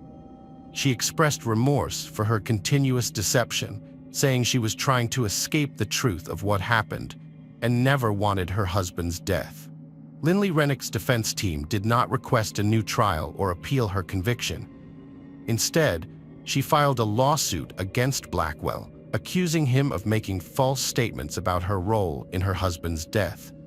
During the trial, prosecutor Kevin Zellner questioned Lynley Renick's credibility, pointing out inconsistencies in her story. He asked why she didn't check on her husband after hearing gunshots, didn't call 911, sent friendly messages to Blackwell and Humphrey after the shooting, and continued to lie as emergency responders arrived. Lynley Renick admitted to suggesting her brother-in-law as a suspect, and Zellner portrayed her as a calculating but clumsy mastermind. He accused her of being heartless for accusing the victim's brother. On December 9, 2021, Lynley Renick was found guilty of second-degree murder and armed criminal action. She broke down during sentencing, receiving 13 years for murder and 3 years for armed criminal action. In January, the judge sentenced her to a total of 16 years. The victim's family, including Sam Renick, was outraged, believing Lynley and her co-conspirator deserved life imprisonment. Sam Renick expressed his disappointment, shocked that his son's life was valued at only 13 years. He felt that Ben's death had destroyed their relationship. However, Ben Renick's legacy lives on. The reptile community was shaken by his death and decided to honor him by naming a new snake species after him. They collected donations to support his family. Hello friends, welcome to our channel. Today we're going to take a look at another horrible case with you. The case of Brett Ryan. Brett Ryan was raised in a loving and prosperous Canadian family with 3 brothers. His parents, Bill and Susan, set a positive example and taught their children valuable life lessons. Bill worked at the Toronto Star Daily newspaper and had diverse interests, while Susan managed the household and cared for her family without outside help. The whole family admired Susan, who showed equal love to all her sons. Although Brett seemed to get in trouble less often, it was because he had a talent for talking his way out of difficult situations. He was charismatic and well-liked by his peers. Brett's charm earned him many friends in school, and he went on to attend university after high school. However, he felt pressure to outdo his brothers, so he started a house painting business in the local newspaper. Initially, he did well and made his mother proud, but eventually he realized that it wasn't as fulfilling as he thought and had to drop out of university to focus on it.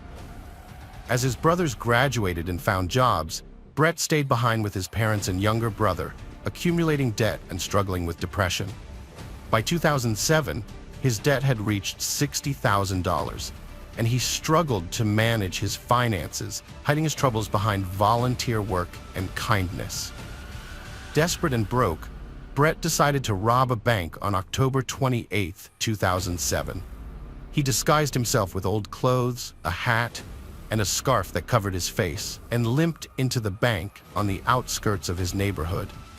After threatening a bank employee, he left with just over $1,000, realizing he would need to rob many more banks to settle his debts. After his first robbery, he was worried that the police would catch up with him, so he avoided going home for a few days. He told his mother he had a job in a nearby town and spent his nights sleeping in his car, periodically sneaking back to his house to check if the police were watching. Fortunately, everything seemed quiet, and no one was looking for him, which made him feel like he was doing things right. As he continued to rob banks, Brett changed his appearance each time. He stopped wearing his old clothes and instead bought second-hand ones or found them in the trash. After each heist, he would burn the clothes he wore. He also bought a fake beard from a costume store to disguise himself. The bank employees he threatened always remembered the bearded man, which helped to create a false identity. The Toronto newspapers wrote about the bearded robber, but Brett never made a large sum of money from his crimes. The most he stole was $3,000. Eventually, his luck ran out, and the police spotted his car on surveillance cameras, following him all the way home. By then, they still didn't have concrete evidence to prove his guilt, so they decided to keep an eye on the suspect.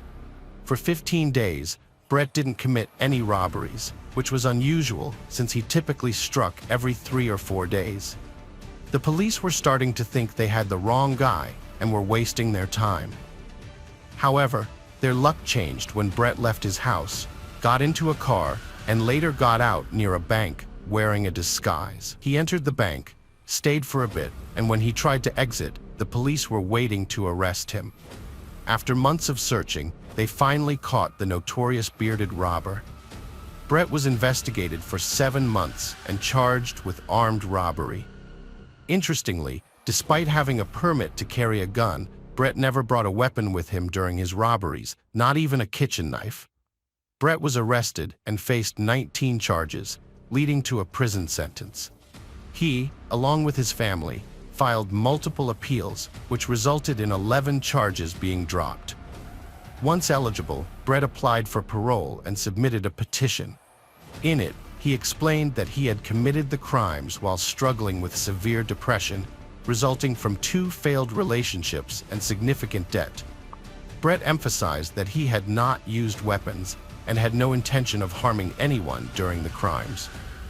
The parole board accepted his remarks, but required him to undergo a psychological evaluation.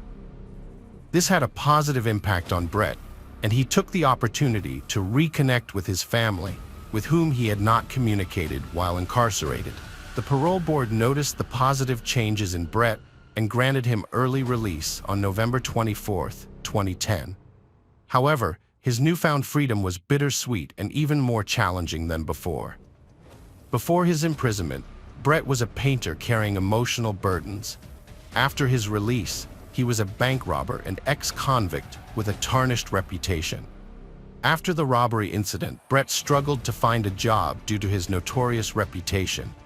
Even people who initially hired him for house painting services would cancel once they recognized him as the bearded robber.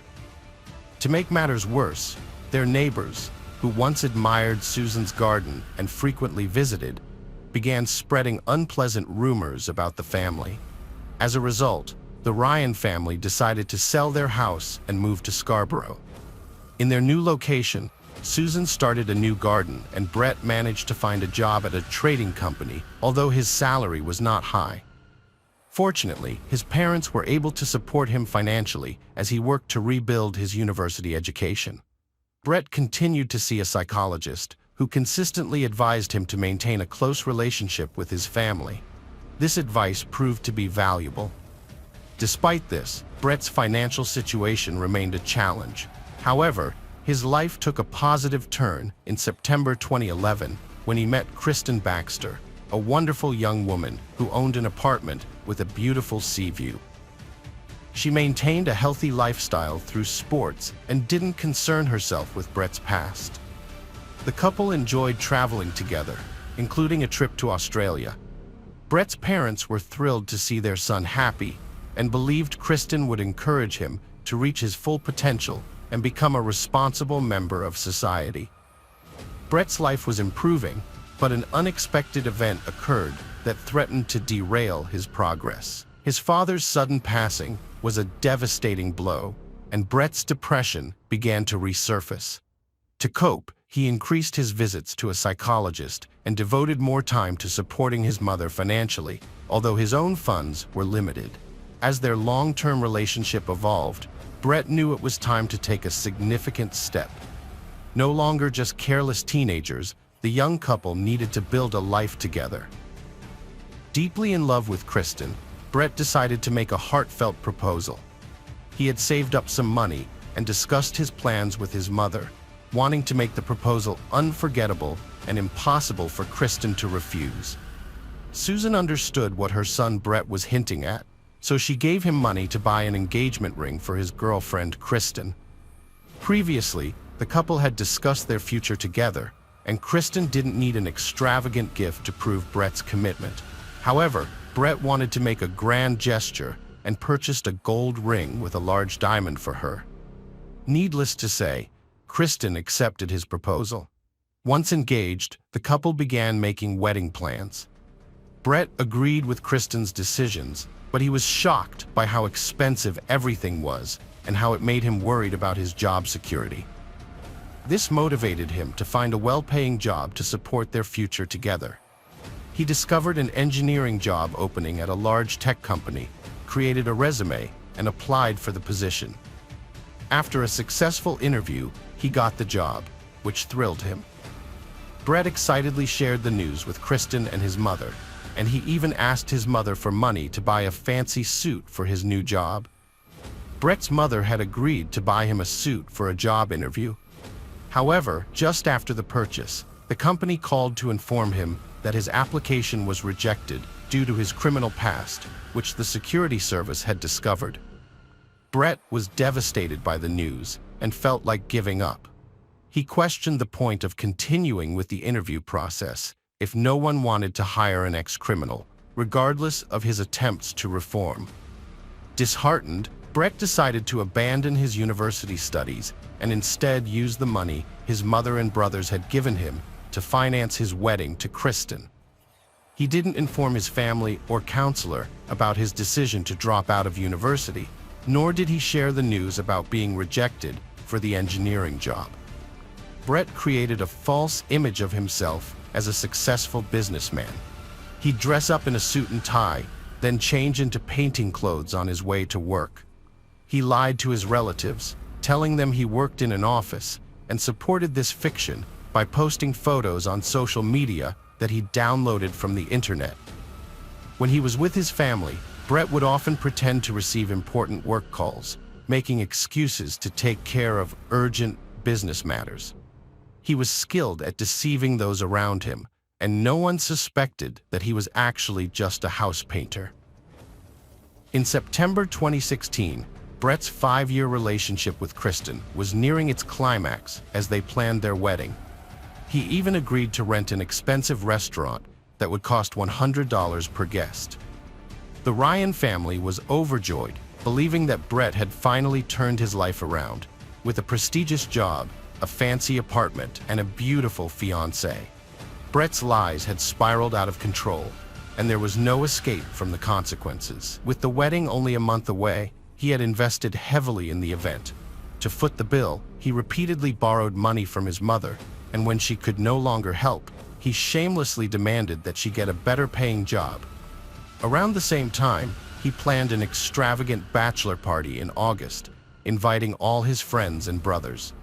As his web of lies began to unravel, Brett confided in his counselor about the situation. For a year, he had deceived his family into believing he worked as an engineer for a technology company. The psychologist was dismayed that his longtime client had gone astray again and advised Brett to confess everything to his mother. After much contemplation and procrastination, Brett finally came clean to her. His mother was outraged, having proudly told everyone about her supposed wonderful son. She insisted that Brett reveal the truth to Kristen, threatening to expose him herself if he didn't comply. Moreover, she warned him that his brothers were already aware of the situation and sided with her. Brett couldn't muster the courage to confess to Kristen, having struggled to tell the truth to his mother in the first place. Brett knew the wedding was only a month away, but he remained silent about his lies, even though it would be better for Kristen to know the truth beforehand. He was unsure what he was hoping to achieve by keeping quiet, but he couldn't shake the thought that his mother might expose him to Kristen, causing a scandal. Every time Kristen's phone rang, Brett's heart skipped a beat, fearing it was his mother calling to reveal his secrets. He breathed a sigh of relief when it was just a friend inquiring about the wedding plans. Desperate to stop his mother from interfering, Brett hatched a sinister plan. Because he was not allowed to use firearms due to his previous robbery conviction, he decided to use a crossbow, a silent and deadly weapon. Brett had learned how to shoot a crossbow from his late father, who used to practice target shooting in their garden. Though his father had taught him well, he never intended for Brett to use this skill for harm. Brett purchased the crossbow and arrows from a sporting goods store and hid them away, preparing to carry out his disturbing plan. Brett created an alibi to deceive others into thinking he was at home all day. He rigged a fan to turn on at a set time, which then moved a spoon across his computer keyboard, automatically posting pre-written comments on YouTube videos. On August 25th, Brett dressed in disguise to conceal his identity and left his house through the back door to avoid detection by security cameras. He took a train to his parents' house, intent on taking care of anyone who might threaten his and Kristen's well-being. When Brett arrived unexpectedly at his parents' house, his mother Susan was taken aback. Despite her poor health that day, Brett persisted in trying to convince her not to tell Kristen anything, eventually becoming angry and aggressive. Susan sensed something was wrong and, intimidated by her son's intense behavior, warned him that she had already called Christopher and he was on his way to their location. Brett's anger and adrenaline surged out of control as he ran to the garage to grab a crossbow. However, his emotional state prevented him from making a clear shot, so he instead used the butt of the gun to bludgeon his mother. To ensure she was dead, he placed plastic bags over her body and tightened a rope around her neck. Brett then loaded the crossbow with arrows and hid in the bushes, waiting for his brother Christopher to arrive. When Christopher called out for their mother or brother, Brett shot him in the neck from behind, causing his death within minutes. Susan, their mother, had also called their youngest brother Alexander, who was also shot in the neck, but the arrow didn't go deep enough, and he began screaming for help. Throughout the chaos, Leland was oblivious to the violence unfolding in the garage and garden, unaware that his own brother was committing the crimes. He slept in his second-floor room until a scream disturbed him. Rushing downstairs, Leland found Brett trying to strangle Alexander, and a fierce fight broke out between the two brothers. Once Leland gained the upper hand, he pushed Brett aside and ran to the neighbors to call the police. Brett realized he was trapped in the house with no escape, overwhelmed by the consequences of his actions. He acknowledged that he had ruined his life and there was no turning back. He took out his phone and wrote a letter to Kristen, begging for her forgiveness. When the police arrived, they found Brett sitting next to his brother Alexander, both of them covered in blood. Despite his injuries, Alexander was still alive, but later succumbed to his wounds in the hospital. Brett voluntarily handed himself over to the police, asking to be handcuffed and taken to the station. There, he confessed to the crimes and revealed the location of his mother's body, hidden under packages in the garage. He expressed regret, stating that he had never intended to kill Susan, only to scare her. However, he had planned to kill Christopher and Alexander, using them as witnesses to his twisted scheme. If they hadn't arrived that day, they would still be alive, just like they had been nearly 10 years prior. Brett attempted to justify his actions by citing his depression, but it didn't lessen his punishment. Despite confessing to the crimes without resistance and cooperating with the investigation, he received 3 life sentences, 1 for each murder. He will be eligible for parole in 2041. Leland, the sole survivor of the tragedy, has declined to speak to the press, but he is well known in Toronto for his traumatic experience. Welcome to our channel. Today we're going to take a look at another horrible case with you. The case of Nicole Lenway. Nicole Lenway, also known as Nikki Lenford, was born on July 11, 1989, in a small town in Minnesota. There is little information available about her parents and early life. According to some reports, her father left the family when she was young, and her mother raised her alone, providing her with a good education. Nikki was an exceptional student and athlete, excelling in track and field and martial arts. She decided to dedicate her life to fighting crime and served in law enforcement. After graduating with honors from the police academy, she moved to Minneapolis and joined the Criminal Investigation Department as an assistant investigator. Colleagues described Nikki as a determined, goal-oriented woman and a fearless officer, ready to take risks. However, in her personal life, she became a pawn in the hands of a sophisticated manipulator. In 2012, at a martial arts competition, 23-year-old Nicole met Timothy "Tim" Ama, a coach and martial arts master who was 8 years her senior. Timothy, a gentleman man, won Nikki's heart with his charming nature and kind gestures. He demonstrated his reliability and care, making Nikki fall deeply in love with him. They started a romantic relationship and moved in together. Initially, everything was wonderful, and Nikki felt happy and loved. However, Timothy's behavior began to change gradually. He revealed his true nature, but subtly enough that Nikki wasn't alarmed at first. Behind his charming facade, Timothy was a sophisticated tormentor who enjoyed flirting with other women, even in Nikki's presence. This behavior hurt and humiliated Nikki, making her feel insecure. Nikki had hoped that Timothy would eventually settle down and become more restrained, but months passed and his behavior didn't change. He continued to flirt and engage in affairs, assuring Nikki that he loved only her. When Nikki confronted him, he would snap at her, saying she had no right to tell him what to do. He would later apologize, telling Nikki that no one would ever love her as much as he did, and she would forgive him. The situation escalated in the fall of 2014 when Timothy flew into a rage during a minor argument, grabbing Nikki by the throat and choking her until she almost lost consciousness. He then pushed her into a wall, making her realize that she was in an unhealthy relationship. However, her emotional attachment to Timothy was too strong, and she forgave him once again. Timothy's behavior towards Nikki was extremely controlling and jealous. He would constantly monitor her movements, check her phone and social media without her permission, and accuse her of infidelity without any evidence. Despite his own infidelity, he would manipulate Nikki into believing that no one would ever love her as much as he did, trapping her in the relationship. In November 2015, after a violent argument, Nikki gathered her belongings and left the house. Timothy, who didn't believe she would actually leave, chased her down, grabbed her by the hair, and dragged her back inside.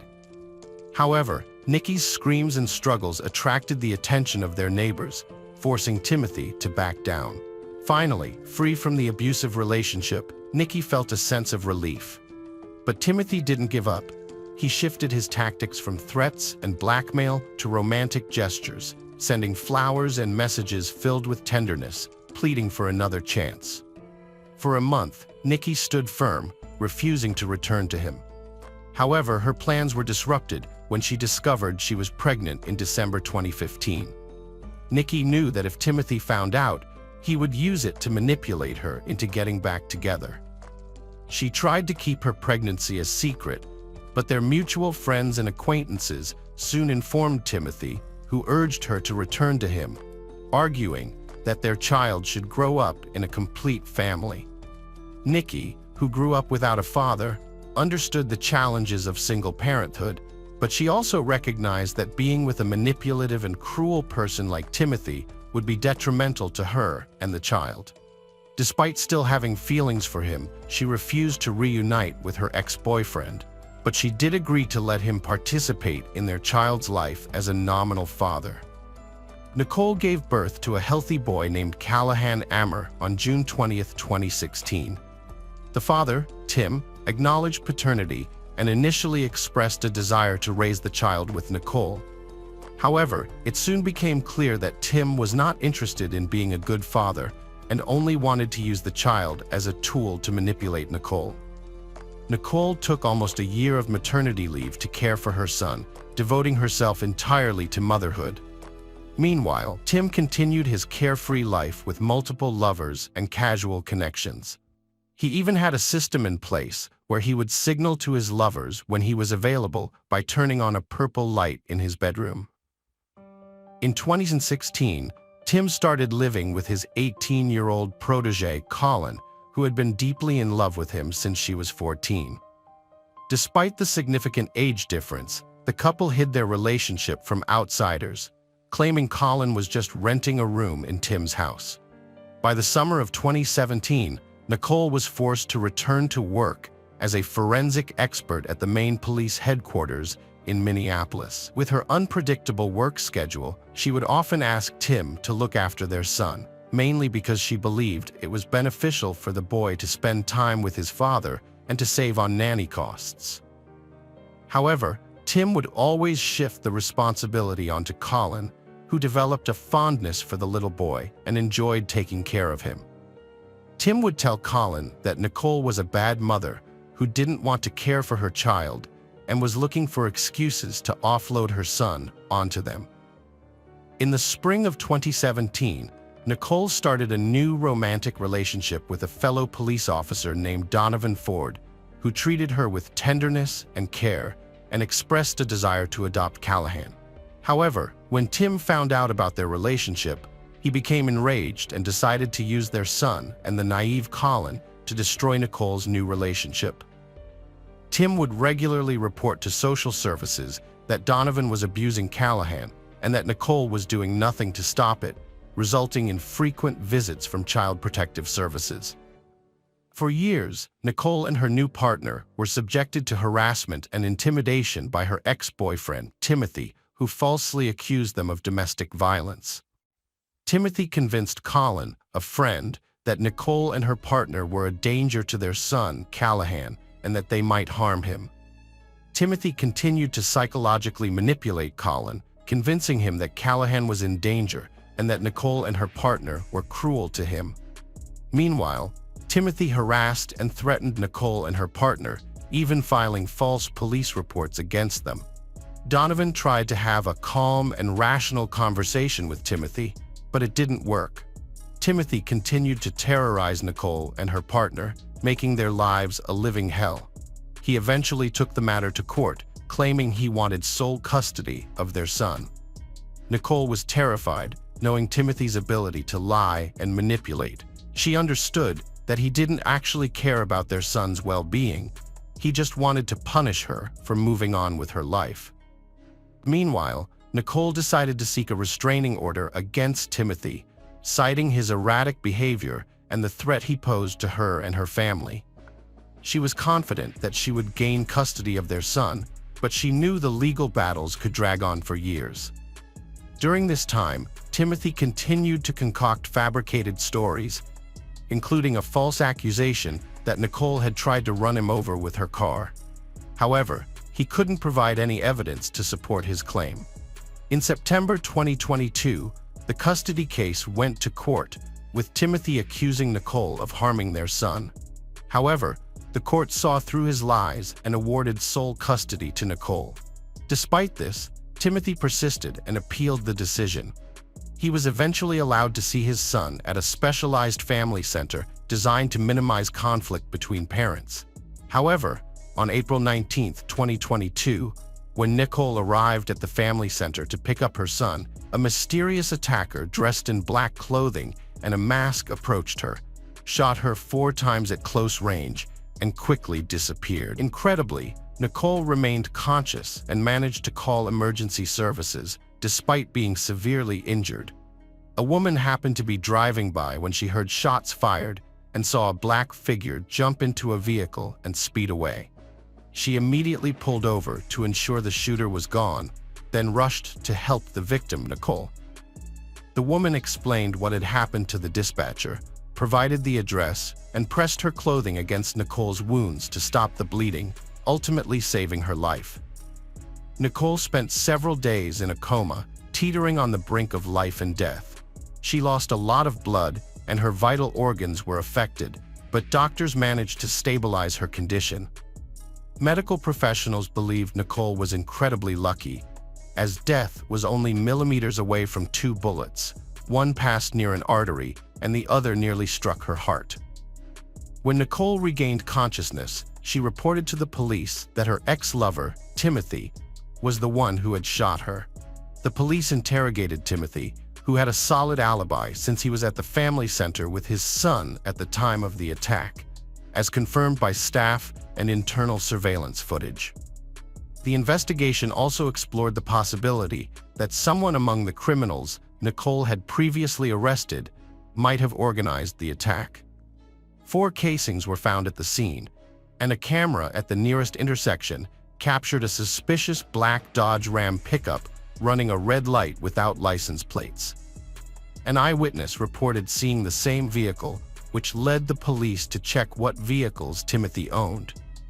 During another interrogation, Timothy mentioned owning a Chevrolet Traverse SUV and a Dodge Challenger, but not a pickup. However, the investigation revealed that Timothy was lying, and a black Dodge Ram, identical to the one used by the shooter, was registered in his name. When shown the surveillance footage, Timothy admitted to owning the pickup, but claimed he rarely used it. The vehicle was equipped with colorful stickers, which were verified, but appeared to have been applied recently. While all the evidence was circumstantial, the police needed to find the weapon and the actual shooter to fully resolve the case. It was discovered that Timothy's vehicle had a satellite navigation system, allowing the tracing of the vehicle's entire route. The system revealed that the car was brought to the back entrance of a Tando school on the evening of April 18th, where it remained all night and almost the entire next day. Road cameras traced the vehicle's route, showing it arrived with license plates. The evening after the incident, the car used in the crime was found, but without the perpetrators. The person who drove the car that day was short and slender, with a feminine silhouette from a distance. As a result, the police decided to detain and question Amma's live-in girlfriend, Colin Larson. A search of their home was also conducted, and although the weapon used in the crime was not found, the police discovered ammunition of the same caliber. Colin, who was frightened, soon began to give confessional testimony, confirming that Timothy was the mastermind behind the crime. However, Colin believed that Timothy had acted with good intentions, thinking they were trying to save little Callahan from a cruel mother. Timothy had spent years manipulating Colin, convincing her that the boy was being mistreated and subjected to violence, and she unquestioningly believed every word. She felt sorry for the child and believed that Timothy wanted to protect him. The trial of the conspirators began in November of the same year. Colin confessed that Timothy had provided her with the firearm and had taken it back after the assassination attempt, but she didn't know what he did with it. The prosecution was largely built on circumstantial evidence, but Colin's confession was the decisive factor. The court also considered the testimony of the victim, Nicole, about Timothy's manipulative nature and his ability to deceive the women who loved him. Timothy Amma was found guilty of organizing a first-degree attempted murder, as well as incitement and aiding and abetting, and was sentenced to 18 years in prison. Colin Larson received 16 years in prison as the executive. A year after the assassination attempt, Nicole fully recovered physically and emotionally. She and Donovan officially legalized their relationship, and he became a loving father to Callahan. The now married Ford couple is expecting their first child together, and the woman who saved Nicole's life will be the child's godmother. It should be added that Timothy will be eligible for parole in 2035, but he will be prohibited from coming within 100 meters of his son, former lover, and her family members, and from attempting any form of contact with them. Hello friends, welcome to our channel. Today we're going to take a look at another horrible case with you, the case of Sarah Ann Wood. Sarah Ann Wood was born on March 4, 1981 in New York. Raised in a devout family, her father served as a pastor in a small town in the state's middle. From a young age, Sarah, along with her older sister and brother, attended services at her father's church and Sunday school. Dancing was her passion, poetry brought her joy, and she was an enthusiastic member of her school's cheerleading team. Sarah loved nothing more than riding her bike, often using it to get to her father's church, less than a mile from home, for services, Sunday school, or to lend her father a hand. On August 18, 1993, when Sarah was 12, she rode her bike to church for Sunday school, following her usual routine. With her father staying home, the classes were conducted by other church members. Her parents expected her to return immediately after the classes, but as time passed and she failed to appear, they grew increasingly anxious. After waiting a little longer, they headed to the church, thinking Sarah might have lingered behind with friends, but she was nowhere to be found. The Sunday school teachers reported that she had departed on her bike soon after classes, taking with her a few books, some colorful folders, and a small display board. Her parents' concern escalated because the ride home from church should have taken only a few minutes, and it was unlikely Sarah would have gone elsewhere with all those items. Moreover, she always sought permission before deviating from her routine. Her parents retraced the route to the church, inquiring with neighbors if anyone had seen their daughter, leveraging the small town's familiarity and Sarah's father's church connections. Dozens of people quickly joined the search, and they soon found a witness who had seen Sarah riding towards her house around 2:30 p.m., just a few hundred yards from her home. This sighting only intensified her parents' anxiety, convinced that something had indeed happened to Sarah, prompting them to contact the police. The local police department swiftly launched a search operation, deploying dozens of officers to scour the area. The sheriff also requested assistance from the fire department, and they joined forces to aid in the search. News of Sarah's disappearance spread rapidly throughout the community, prompting dozens of volunteers to join the effort. Within the first few hours, several hundred people were involved in the search. The police concentrated on the route from the church to Sarah's home, meticulously searching the fields and woods on both sides of the road. Their efforts soon yielded a disturbing discovery. Just a few yards into the woods, they found Sarah's bike leaning against a tree. The police centered their focus on that area and quickly uncovered the items Sarah had brought from Sunday school, hidden beneath a nearby bush. These findings led investigators to a grim inference. It was likely that Sarah had been abducted. They theorized that an unknown assailant might have dragged her from the road into the woods, left her belongings behind, and then taken her away in a vehicle. The police department launched an all-out search effort, pouring all its resources into finding Sarah. Meanwhile, her restless relatives took matters into their own hands, printing flyers with details of her disappearance and distributing them not only in their hometown, but also in surrounding cities, with the help of dozens of volunteers. Despite their collective efforts, the first day's search yielded nothing. Police and volunteers scoured the area within a several-mile radius of the road until nightfall, but no new leads emerged. The search resumed the next morning, with even more people joining the effort. The state police also joined the investigation, focusing on identifying a potential suspect. Investigators questioned every resident in town, hoping someone might have spotted a suspicious stranger or vehicle linked to Sarah's disappearance. Sarah's parents set up an improvised headquarters, manned by dozens of volunteers, who printed and distributed flyers, scouring for witnesses or leads that could bring them closer to finding Sarah. As local media picked up the story, news of her disappearance spread nationwide within days. The police received over 1,000 tips, meticulously investigating each one, but repeatedly hit dead ends. Concerned residents helped the parents raise a substantial $150,000 reward for any information about Sarah's whereabouts. But unfortunately, this too yielded nothing. The active phase of the search continued for about a week, before the police concluded they were unlikely to find valuable leads in the area. They shifted their focus to finding a potential suspect, scrutinizing local residents and convicted criminals from neighboring towns, but to no avail. Sarah's disappearance was featured on 2 popular national television shows, triggering a new wave of tips. Her parents made regular appeals to the public through the media, pleading for any information about their daughter's whereabouts, but her fate remained a mystery. This continued for nearly 6 months until a surprising breakthrough occurred. On the morning of January 7, 1994, 12-year-old Rebecca left her home in a small Massachusetts town and set out on her walk to school. As she strolled down a deserted street, she noticed a man walking alongside her. He attempted to speak, but Rebecca couldn't hear him due to her headphones. When she removed them, the man brandished a gun and warned her that if she obeyed his every command, he wouldn't harm her.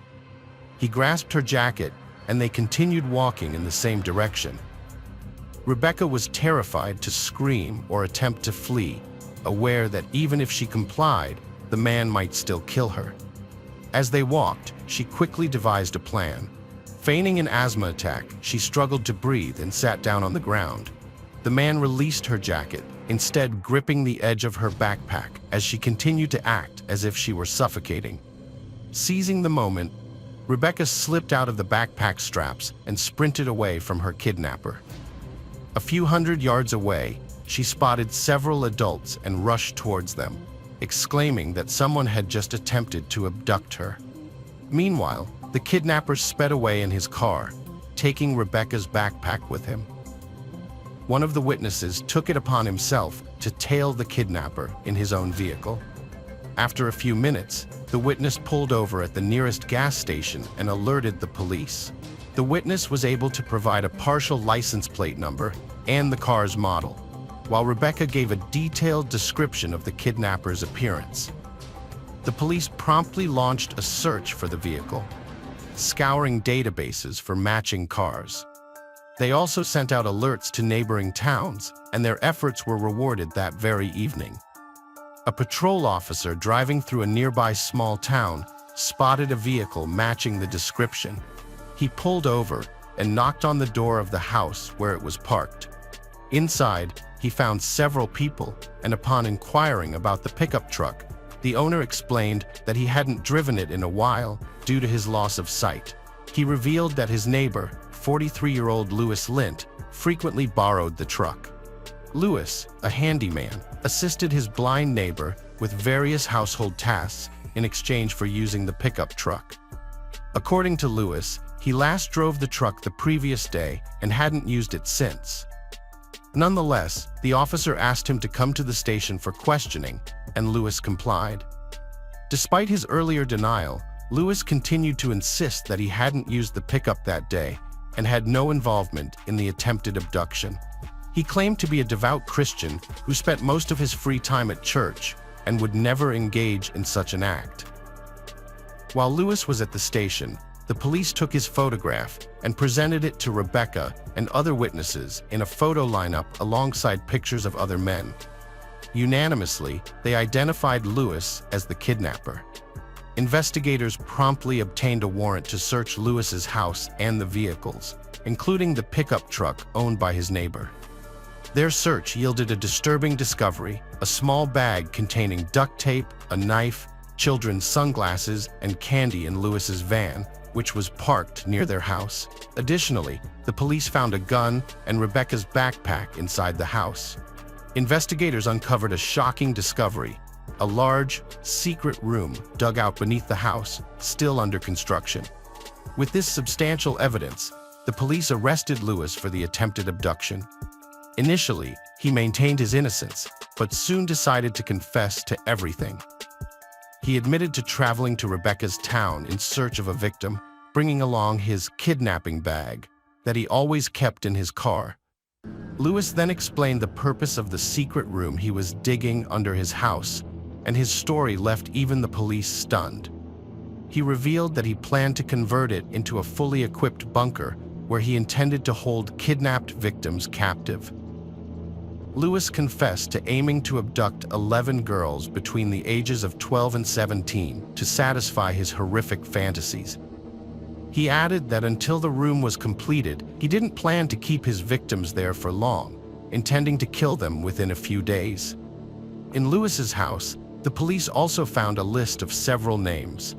Upon identifying these individuals, they realized they were all children living in close proximity to Lewis's home. Following his confession, Lewis was placed in jail awaiting trial for attempted abduction. Investigators continued to visit him to gather additional information, and during one of these visits, he unexpectedly confessed to another crime. Lewis revealed that 4 years prior, in October 1990, he was working as a janitor at a movie theater in the same town where he later attempted to kidnap Rebecca. On the evening of October 22nd, he left work and spotted 12-year-old James Bernardo riding his bike near the parking lot. Lewis instantly decided to abduct him, intending to assault him. Lewis offered James $5 to help set up chairs in the movie theater, and the boy agreed. Lewis led him to the empty theater where he bound him. He then drove his van closer to the entrance, dragged the boy and his bike inside, and took him to his home. He left the boy there and drove to a nearby lake to dispose of the bike by throwing it into the water.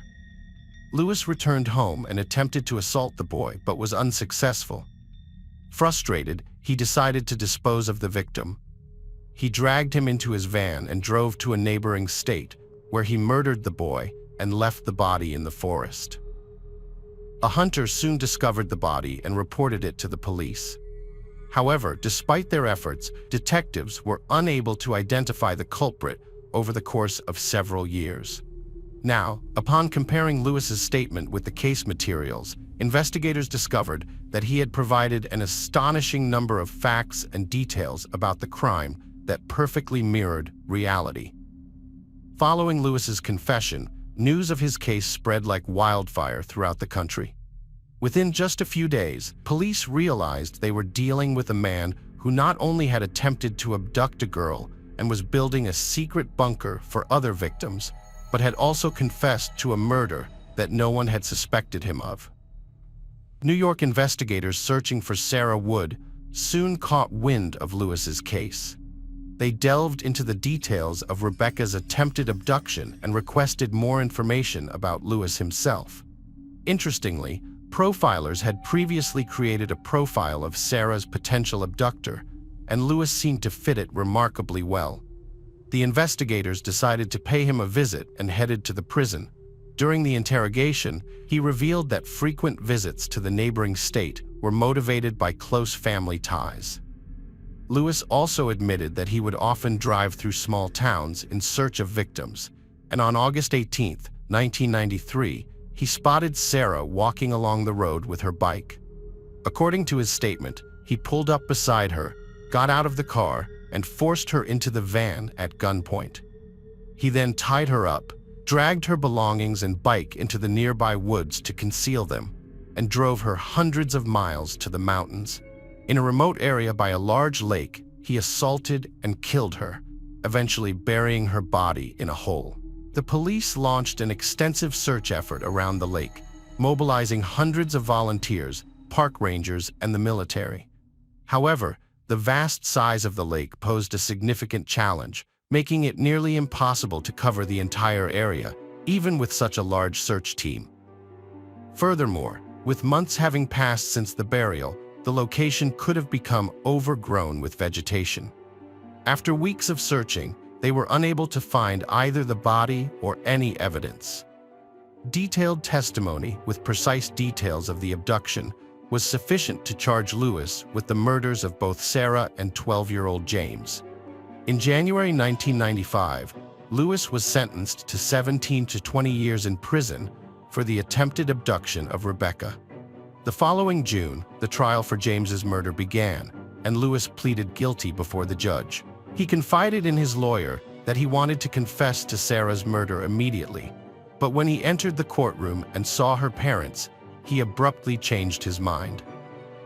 However, just 9 days later, when he was brought into an empty courtroom, he finally admitted his guilt.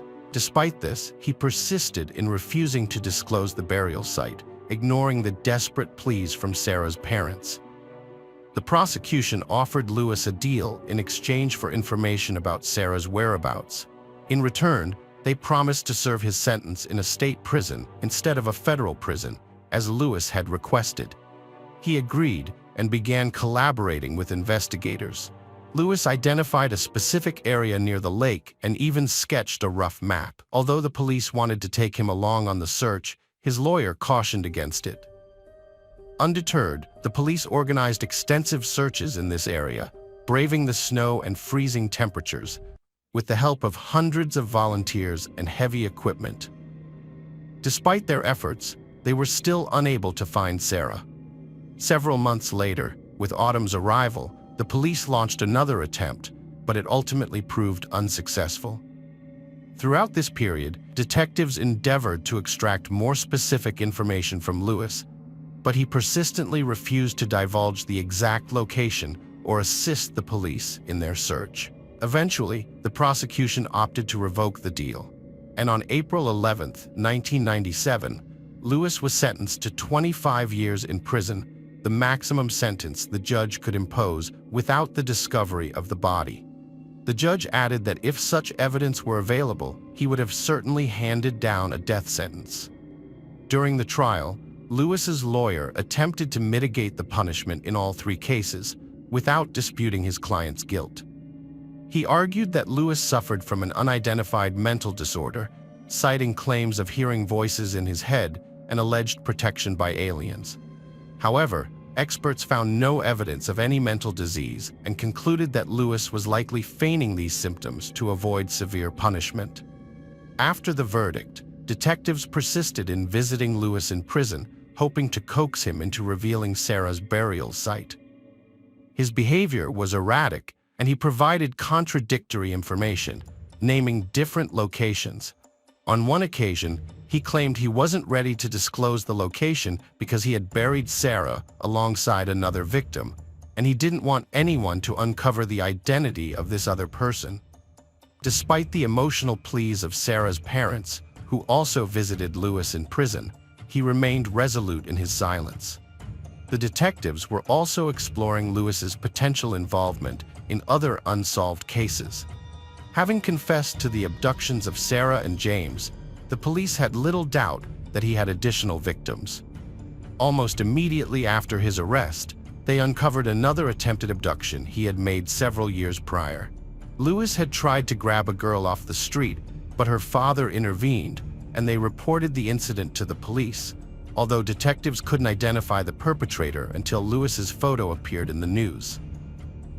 Lewis was also suspected of being involved in 4 unsolved disappearances between 1985 and 1992, and investigators concluded that he had the capability to commit these crimes, but no evidence was found, and Lewis refused to confess. Despite this, his story didn't end there. Detectives continued to visit him after his sentencing, hoping he would reveal Sarah's whereabouts or confess to other crimes. However, it wasn't until 2013 that Lewis suddenly had a change of heart and confessed to another murder. He admitted to being responsible for one of the crimes he was suspected of. According to Lewis, on November 6, 1992, he abducted a 16-year-old teenager with developmental disabilities who was riding a bike to his grandmother's house. He claimed to have forced the boy into his van, then killed him and dumped his body in a lake. Investigators confirmed his involvement based on his detailed description of the events, although official charges in the case have yet to be filed against him to this day. Currently, Lewis is 73 years old and remains incarcerated for 2 murders and an attempted abduction. Sarah's parents hold on to the hope that they will eventually persuade him to reveal the location of her burial site, or that he will divulge this secret before his death. In memory of Sarah, her relatives also organize an annual bike ride. Initially attended by just a few people, the event has grown steadily, with several thousand participants now regularly taking part. This event also helps raise significant funds to support efforts to locate missing children. The police are determined to find Sarah's burial site and are not giving up, even if Lewis is not willing to help them. They will keep searching the areas he has pointed out until they locate her body. Hello friends, welcome to our channel. Today we're going to take a look at another horrible case with you. The case of Zoe Hastings. Zoe Hastings was born on November 20, 1996, in Kansas. She was the eldest of 5 children, with 3 younger sisters and a brother. Zoe was always available to assist her parents in caring for her siblings, willing to cancel any plans if her parents needed a helping hand. Her parents were deeply religious, so the family spent a considerable amount of time at church. At some point, they relocated to Dallas, where Zoe enrolled in a high school that emphasized creativity and the arts. She had a passion for drawing and also enjoyed participating in school theatrical performances. In her spare time, Zoe worked at an art studio in Dallas. She also worked as a lifeguard at a local pool during the summer after graduating from high school. Zoe had the opportunity to attend some of the top universities in the country.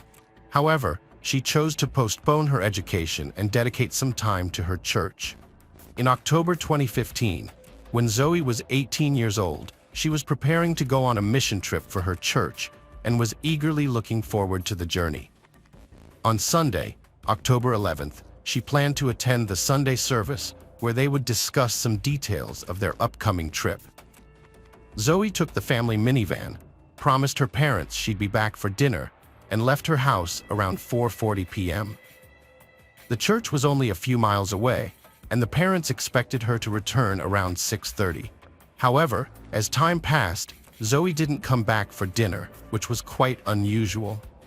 They sent her several messages, but there was no response. They also tried calling her again with no luck.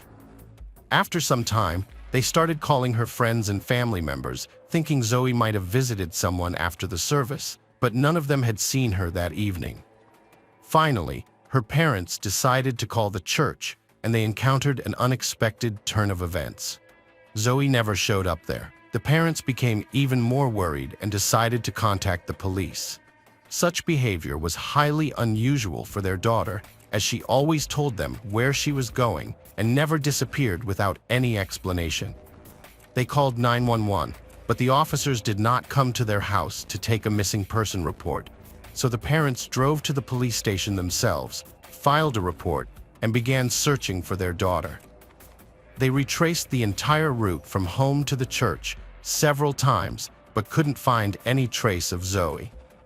This went on almost all night, and as morning approached, her mother suddenly had an idea.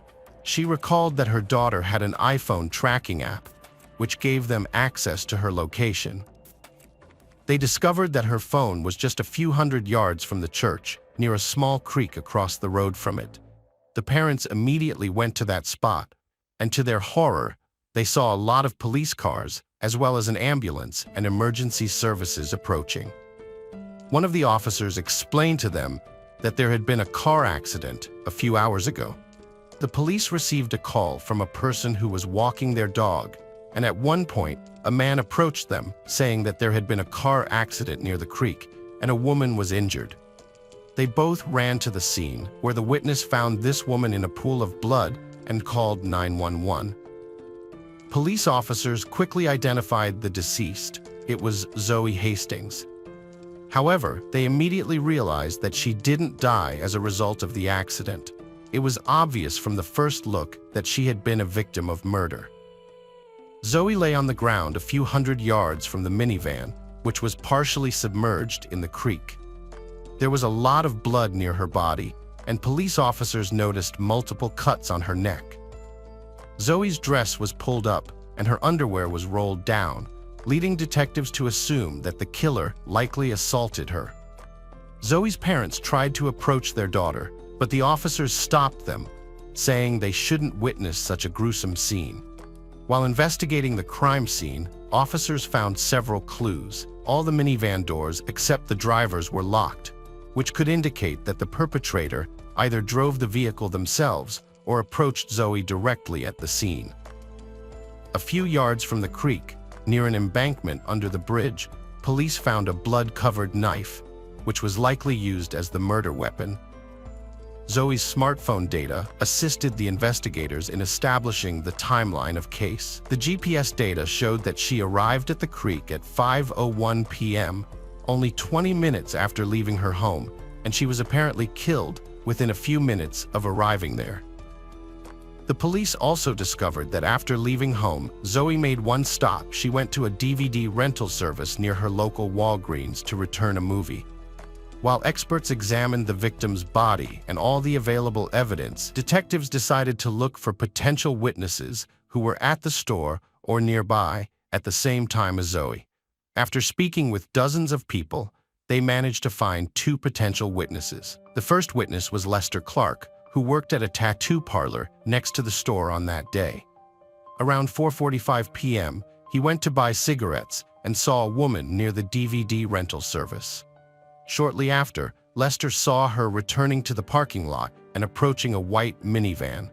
She tried to open the door, but at that moment, a man approached her, stopped the door with his hand, and said something to her. After that, the woman got into the car and moved to the passenger seat, and the man got into the driver's seat, and they drove away. Lester said that the woman did indeed resemble Zoe, although he didn't think much of the incident as nothing obviously bad seemed to happen.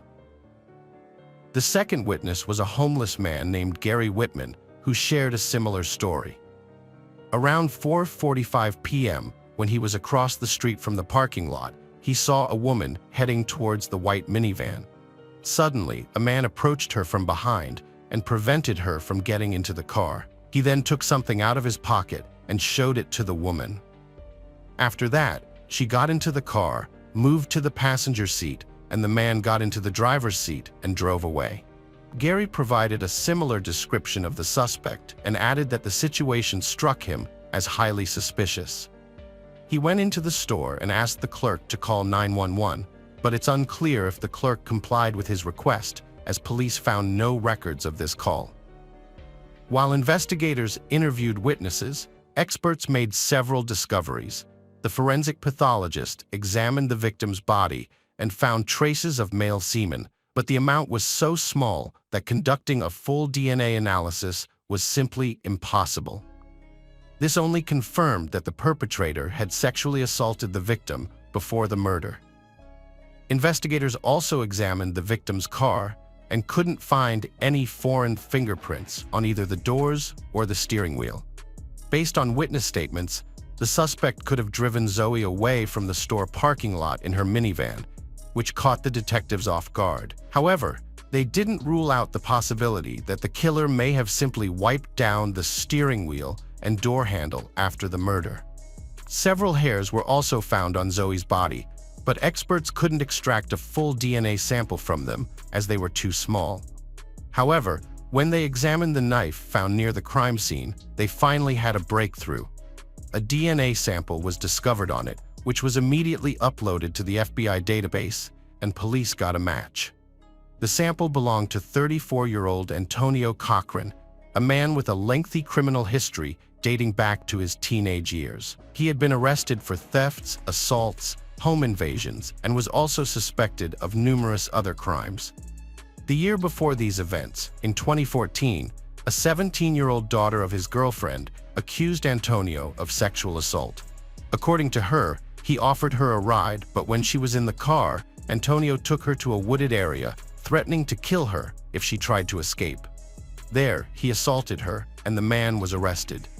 He claimed they had consensual sex, and the case went to court. However, during the trial, the prosecution couldn't provide enough evidence to prove his guilt, so Antonio was found not guilty.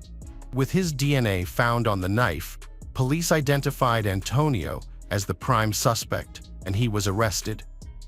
During the interrogation, he repeatedly denied any involvement in the murder, so the detectives focused their efforts on finding more evidence. The experts took a DNA sample from Antonio and tried to compare it with the semen and semen found on the victim's body. But since both pieces of evidence were too small to extract a full sample, experts decided to try a different type of analysis. They were able to generate an approximate profile and determine if it definitely did not match the chosen DNA. In other words, This method operates on the principle of exclusion, but it does not yield any precise results and cannot be used as a proof of guilt. They compared these partial profiles from the hair and semen with the suspect's DNA and concluded that their similarity couldn't be excluded. Meanwhile, detectives examined Antonio's smartphone and found several interesting text messages. Putting them together, it became clear that on the day of the murder, he was in a very troubled state of mind. At 1:48 a.m., the day before Zoe's death, he texted a friend he lived with, saying he was moving out and he would never see him again. On the next day, at 2:07 p.m., he texted his ex-girlfriend, telling her that his stepmother died, and he mentioned she died right in front of him, and he was finding it difficult to cope with the loss. Over the next hour, Antonio texted another woman twice, stating he had been drinking all night, driving around the city, and crying. These were his final messages before Zoe's death. Later that evening, at 9:30 p.m., he texted his friend again, expressing confusion about what to do with his life and how things had recently taken a turn for the worse. The next day, he sent another message to his ex-girlfriend, saying his life is over and she would soon find out why. Examining his browser search history, detectives found that Antonio had visited local news websites over 30 times before his arrest, specifically checking the crime sections. 5 of those visits were directly related to articles about Zoe's murder. They also noticed that before her death, he rarely visited news sites. Police only found one page in his browsing history related to gang activity. Antonio's smartphone provided the detectives with another lead. Experts obtained GPS data from a cell phone provider and discovered that at 4:34 p.m., his phone connected to a tower covering the area where the store was located. This coincided with the time Zoe was there, but this data wasn't considered strong evidence. It only indicated that his phone was within a few miles of the tower. Nevertheless, it suggested that Antonio arrived in the area just minutes before Zoe left the parking lot. His home was quite far, and throughout the day, his phone had been connected to a different nearby tower. Detectives also learned that Antonio had started a new job at a grocery store just 3 days before the incident. On Monday, the day after the murder, he didn't show up for his shift without giving any explanation. Despite the extensive list of circumstantial evidence against Antonio, the only strong evidence remained the suspect's DNA on the handle of the knife. However, this could have posed a problem, as such evidence alone is often insufficient for a conviction, because merely holding a knife doesn't prove the act of murder. For instance, he could have used the knife under different circumstances, and someone else might have used it to commit the crime. But detectives couldn't find any other evidence, so they decided to proceed with the case and take it to court. The prosecution presented its version of what happened on that day. When Zoe returned to the parking lot to her car, Antonio approached her, pulled out a knife from his pocket, and threatened her to get in the car. He then took the driver's seat himself and drove away. Based on the messages sent by the suspect before the murder, he was in a distressed emotional state due to the death of a relative and had consumed a significant amount of alcohol. According to the investigator's version, he decided to abduct the victim with the intention of assaulting her. He chose Zoe randomly because she happened to be in the parking lot at that moment, and Antonio simply saw an opportunity to commit the crime. Antonio drove to a nearby creek located in a low-lying, tree-surrounded area, making it difficult to see from any direction. There, he forced the victim out of the car, assaulted her, and inflicted 6 stab wounds to her neck. He then got back into the car and attempted to drive it into the creek, possibly to conceal any remaining evidence in the vehicle. However, the car only partially submerged in the water, so Antonio could have wiped the steering wheel and door handle clean of his fingerprints and fled the scene. According to the testimony of the first witness, he saw a man who looked similar returning to the store's parking lot on foot that evening. The defense argued that the majority of the evidence could hardly be considered even circumstantial. For instance, the partial analysis of hair and semen only indicated that Antonio couldn't be excluded as the source of these samples, but didn't conclusively prove his involvement. Regarding the DNA on the knife, the defense seized upon the fact that this evidence alone didn't establish the fact of the murder. According to their version, Antonio could have come into contact with the knife under different circumstances before working at the store, where he had a job at a movie theater and sometimes had to collect various items left behind by visitors, including knives. However, no evidence was found to support this version, and if someone else had taken the knife from the theater and used it to commit the murder, they would have had to somehow avoid erasing Antonio's DNA from the handle, which would have been quite a challenging task. The defense tried to challenge the credibility of the second witness, Gary, who was a homeless man. They found out that he had an arrest warrant for breaking the conditions of his parole. The defense wanted to remove his testimony from the case, but the prosecution disagreed. They said that Gary coming forward willingly despite the arrest warrant showed his desire to help. Gary himself said he just wanted to do the right thing, even though he knew he would be arrested for it. Antonio's lawyers also tried to convince the jury that at the time of Zoe's murder, their client was elsewhere, helping a friend, but no substantial evidence supporting this version was presented. Initially, the prosecution sought the death penalty for Antonio, but during the trial, it became clear that with the available evidence, this would be highly problematic. Therefore, they abandoned these plans.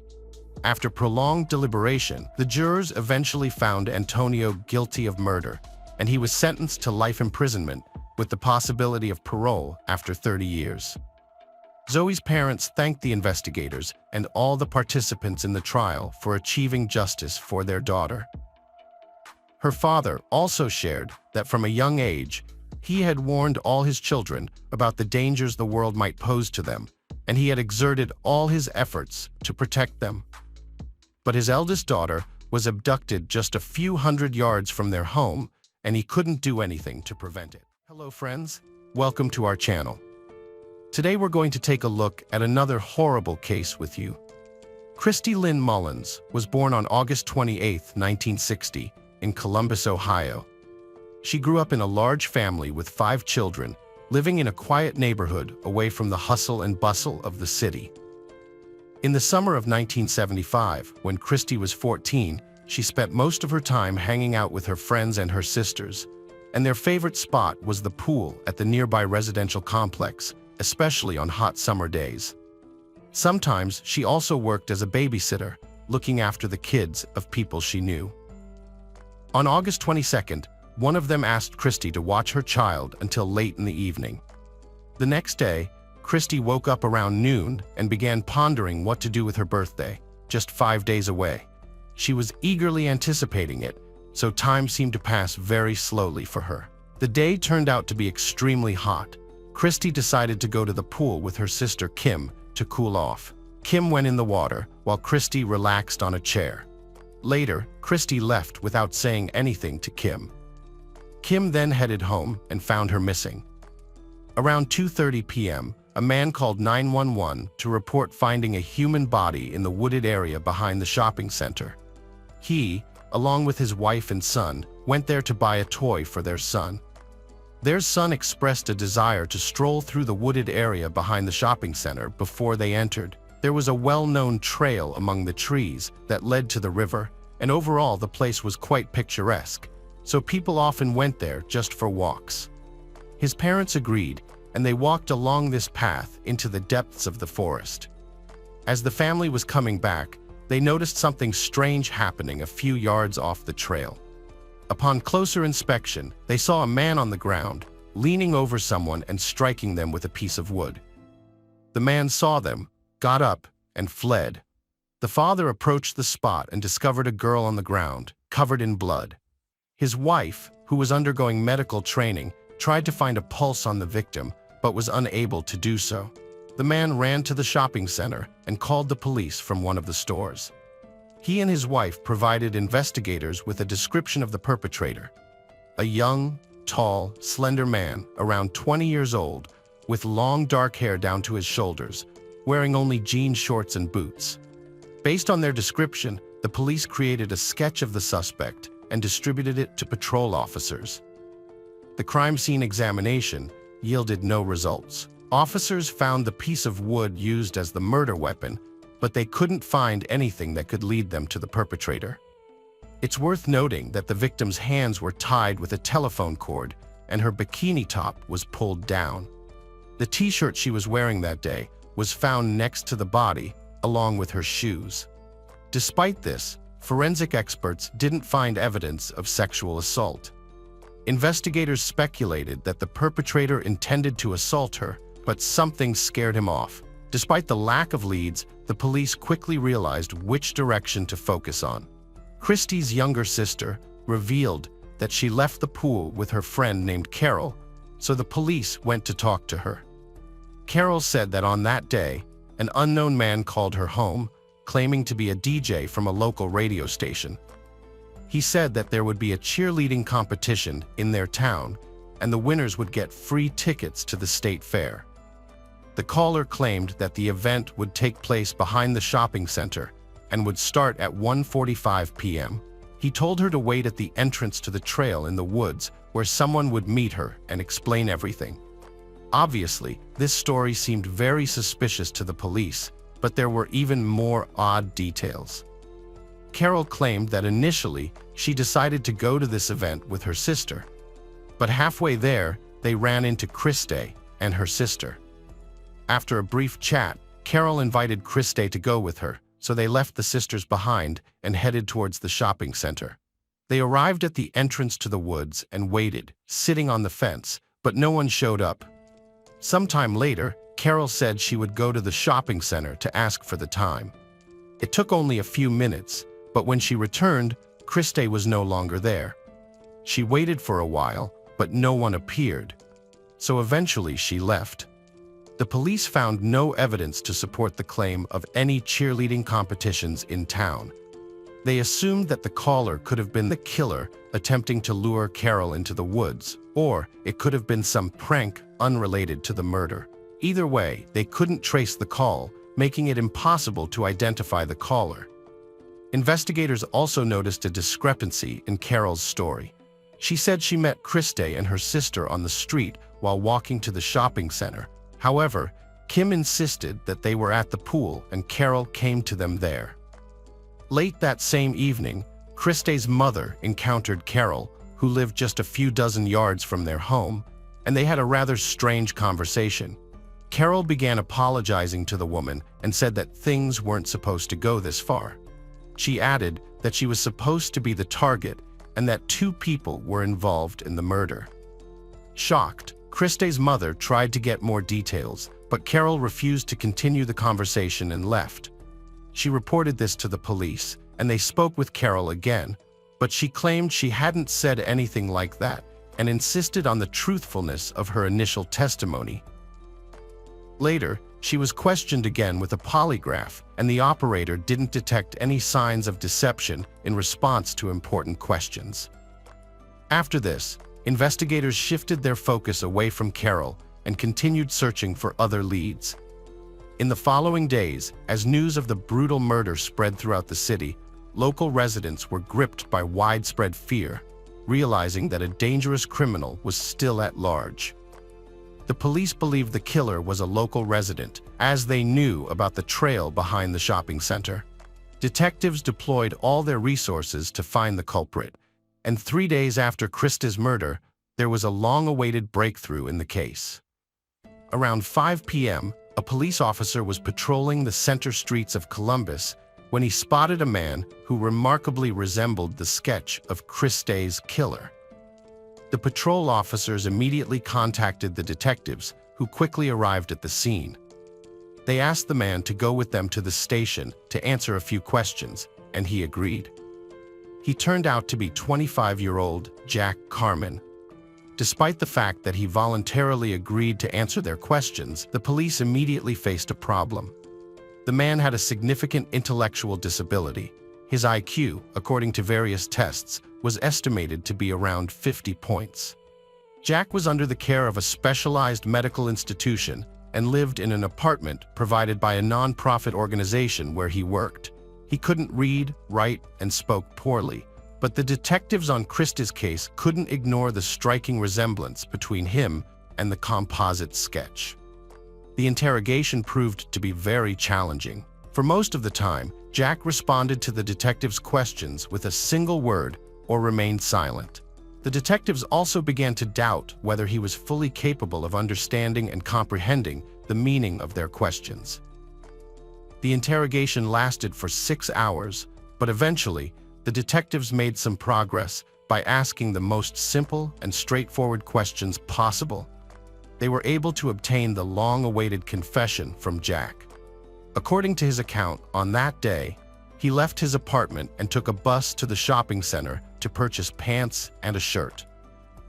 As he walked through the parking lot towards the entrance, he noticed Christie sitting on the fence near the start of the trail leading into the woods. He approached Christie, grabbed her, tied her hands, and dragged her into the woods, where he assaulted her. After that, Christie tried to escape, and that's when Jack caught up with her. He grabbed a piece of wood from the ground and struck her multiple times on the head. Then, he ran to the main road in front of the shopping center and jumped on a bus. The next day, the police took him to the forest, and Jack pointed out the spot where he committed the crime. He also provided investigators with details that only the perpetrator could know, such as the fact that the piece of wood broke in half when he struck the victim with it. The detectives also lined up several people, including Jack, and asked the couple who found Christie to identify the person they saw that day. Both pointed to Jack. He was charged with several offenses, including assault and murder, despite the fact that experts didn't find any evidence of sexual assault. Jack confessed to it, so the prosecution decided not to exclude it. The prosecutor sought the death penalty, but Jack's lawyer, with his consent, struck a deal. Jack had to admit his guilt before the judge and receive a life sentence instead of execution. Considering the high-profile nature of this case, with thousands of people following it, the judicial process moved swiftly. Jack was sentenced to life imprisonment just 11 days after the murder, on September 3rd. However, after the trial, many began to doubt Jack's guilt. As more details about his confession and his personality emerged in the media, more people started to question whether he could have truly committed such an act. Those who knew Jack initially found it hard to believe, as he was described as passive, timid, and compliant, someone who would easily acquiesce to any demands made of him. There were also doubts about Jack's ability to confess to the crime. He could barely speak, yet the police claimed that he had told them about the crime in utmost detail. Those who knew Jack believed that the investigators had simply fed him all the necessary information. They just needed to ask leading questions that already contained facts about the case. For example, did he strike the victim with a piece of wood? And if Jack answered yes, the police could already use it as a confession. One woman who was involved in Jack's treatment added that under threat, he could confess to anything. It was enough for him to hear that he faced the electric chair, and he would do whatever the detectives asked. But that's not all. Supporters of Jack's innocence found out that the police had brought him to the murder scene at the same time as the witnesses, the same married couple who later identified him among other people at the police station. So they had already seen Jack and knew that he was a suspect. The police had claimed that the witnesses didn't cross paths with Jack, but no one believed it. There were many more facts that raised strong doubts about Jack's involvement. For example, the police couldn't find the bus driver or even a single passenger who saw Jack on the way to the city center, according to his own confession. The most significant factor was the testimony of several people in the charity organization building where Jack lived and worked. They claimed to have seen him around 1:30 p.m. If he was indeed there, he had absolutely no chance of taking a bus to the shopping center on the outskirts of the city and committing the murder by 1:50 p.m. Even if he had left immediately after being seen by the witnesses, the bus would take at least 40 minutes to cover that distance. These facts made many people, not just doubt Jack's guilt, but come to the conclusion that the police had essentially coerced his confession. Even Christie's parents started to doubt that he was the real killer.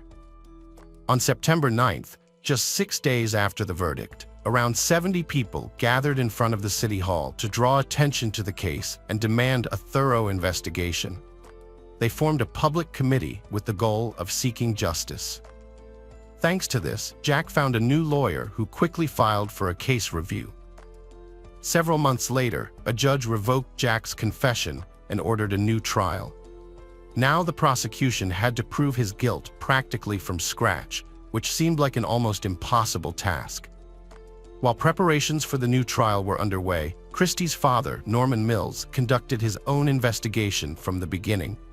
He didn't believe the detectives, thinking they weren't doing enough to find his Christie's killer. He decided not to rely on the police and started searching for answers himself. Soon after the murder, he and some neighbors went to the woods to inspect the area.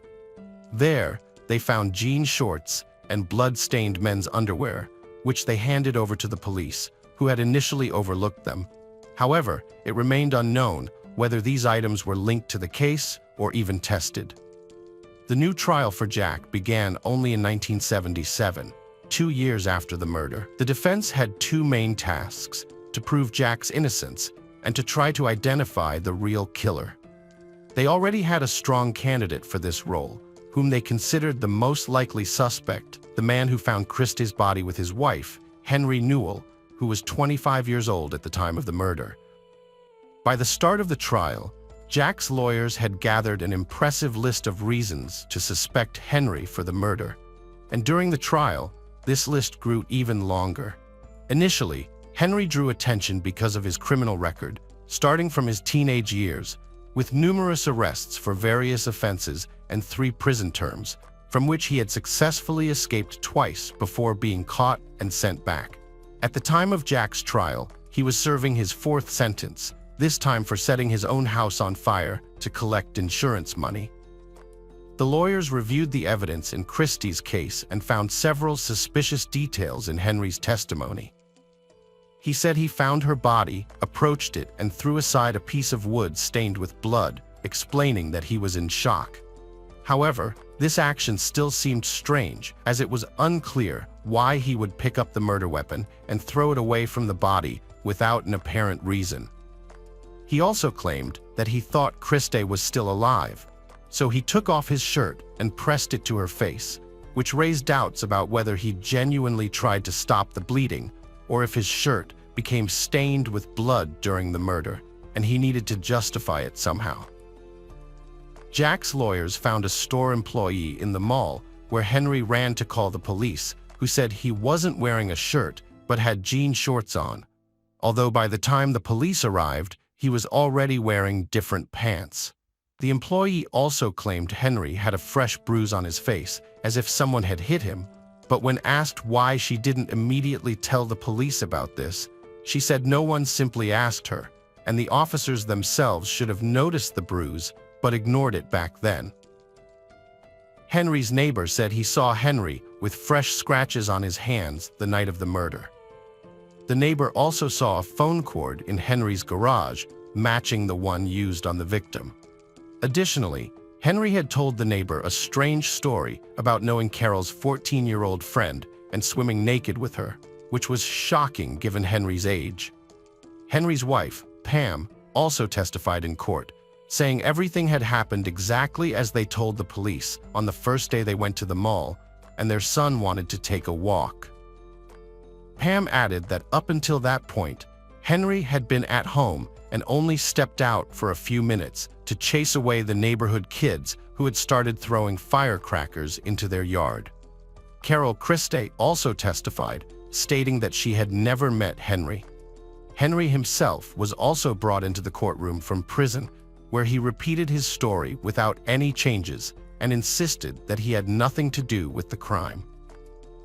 One of the most significant moments of the trial was the display of the full recording of Jack's interrogation. After viewing, which it became apparent to everyone that Jack was simply coerced into confirming the detective's words that he had committed the murder. Jack barely spoke and apparently didn't fully understand what the police wanted from him. On the 5th day, another unexpected witness appeared, Bobby, Henry's stepson. His testimony truly shocked everyone. Following the case, the boy revealed that on that day, Henry did indeed leave the house to chase away kids throwing firecrackers in their yard. However, he was gone for more than just a few minutes, as his mother had claimed, but for over half an hour. When Henry returned home, his shirt and sandals were missing, and he had scratches on his arms and face. Henry called Pam into another room where they had a conversation, after which they came out and told Bobby that they were all going to the shopping center.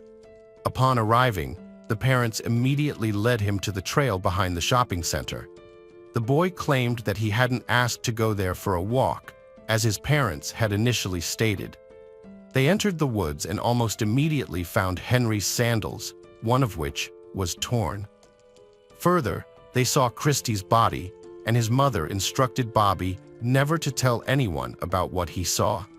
The boy added that he only decided to tell the truth after having a conversation with his biological father, who had convinced him to do the right thing. His grandmother also testified in court and recounted one strange episode involving Henry.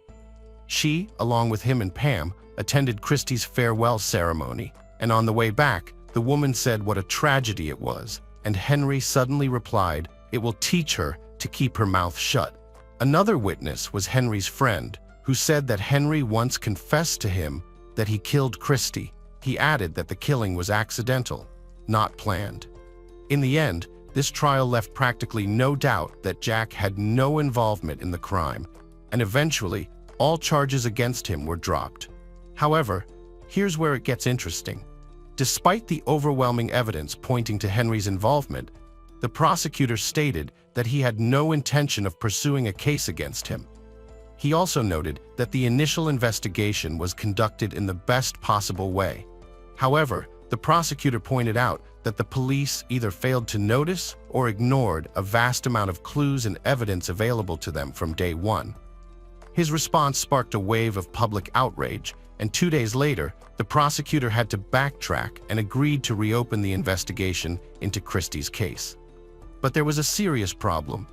Investigators relied on the initial investigation, including the testimonies of Henry and Pam.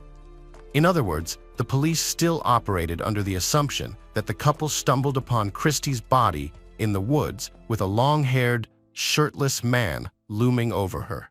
For this reason, investigators stated that they would be looking for new suspects resembling Jack. Of course, such an approach yielded no results. The investigation continued for several months and eventually went cold. Christy's father never gave up on seeking justice, and once he filed a civil lawsuit against Jack, the reasons for such a move were not as simple as it might have seemed. The man didn't believe in Jack's involvement in the murder, but this legal process would have granted him access to the case files, giving him the opportunity to collect all the available information. Unfortunately, this also yielded no results. In 2006, Christy's father passed away from cancer, never having closure in the case. For a long time, there was no progress in the investigation of Christy's murder until 2013, when former attorney John Aller took an interest in the case. He decided to conduct his own investigation, reaching out to all involved parties, hoping to find new leads. Christy's relatives handed him a box containing all of her father's records, which he had been gathering up until his death. He went through it all, spoke to dozens of people, and it became evident to him that the culprit behind this murder was none other than Henry. During his investigation, he found out that Christy's friend Carol was into smoking marijuana at the time. Digging deeper, he uncovered something else and concluded that she, like some other teenagers, apparently was buying it from Henry. This became another link between him and Carol and could indicate the real reason why Christy went to that forest. He theorized that the whole story about the DJ was simply made up and that, in reality, Carol arranged to meet Henry in the forest to buy the illegal substance. Perhaps she decided to invite Christy along under some other pretext, such as using the same story about the DJ in a cheerleading competition. Another, much darker version suggested that Carol may have initially lured Christie there at Henry's request, who had planned to assault her. However, Christie fought back, as evidenced by the scratches and bruises on his body, and the man killed her. By that time, Henry had committed even more crimes, including domestic violence and assault. There was another incident linked to him, but he wasn't tried for it. The death of his wife Pam in 1982 was particularly concerning. Pam had filed for divorce, and just a month later, she was found dead in their apartment where she still lived with Henry. The official cause of death was a sleeping pill overdose, and the police found a note indicating that she had taken her own life. However, Pam's relatives didn't believe this version and suspected that Henry had tampered with the pills. The stranger part of this whole story was that no package of sleeping pills was found in the apartment, even though Pam obviously couldn't have disposed of it after taking such a large amount. That same year, in 2013, when the case was taken on, Henry passed away from cancer at the age of 63. Despite this, the investigators continued their work and released a book containing all available information about Christie's murder. The release of the book sparked a new wave of interest in the case, and Christie's relatives, along with other people, began demanding to reopen the investigation. Several of Henry's relatives also reached out to the investigators, stating that their entire family knew that he was the one who killed Christie, but had kept silent. One of them recounted that a few months before her 16th birthday, Henry had given her a car as a gift. They went for a ride together, and at some point, he asked her to stop, looked at her, and said that he had killed Christie, detailing the crime in full. The woman said she couldn't believe it, as she thought Henry had simply made up this story under the influence of alcohol.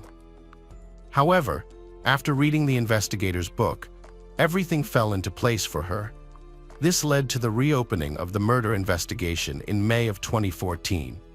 For many months, detectives re-examined all the available evidence, interviewed dozens of people, and re-evaluated the leads. In his confession to his relative, Henry mentioned that he had assaulted Christie. At the time, medical experts found no evidence of that, but now, with modern technology, they re-examined Christie's clothing and found traces of semen. Unfortunately, the traces were so small that conducting DNA analysis was simply impossible. The investigation continued until the end of 2015, when detectives called a press conference. 40 years after the murder, they finally announced that they have no doubt that Henry was the one who committed it. However, since he was no longer alive, they couldn't take this case to court. It was officially declared solved, and the investigation was closed. Without Henry's confession, investigators couldn't be 100% sure of exactly what had happened, but they had a strong idea. Most likely, when Henry had left home that day, he went to the trail behind the shopping center. Perhaps Carol invited him there so she could buy weed, but that part cannot be confirmed. Once there, he saw Christie alone and decided to assault her.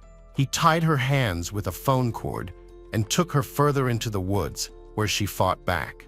Christie managed to scratch him and hit him in the face, after which Henry likely knocked her down and killed her with a piece of wood he had found nearby. He then returned home, told his wife what had happened, and they both came up with a plan for him to avoid punishment. It's worth mentioning that Carol never told the truth after all these years. It's possible she was somehow involved, and we can't exclude that one day she'll come forward.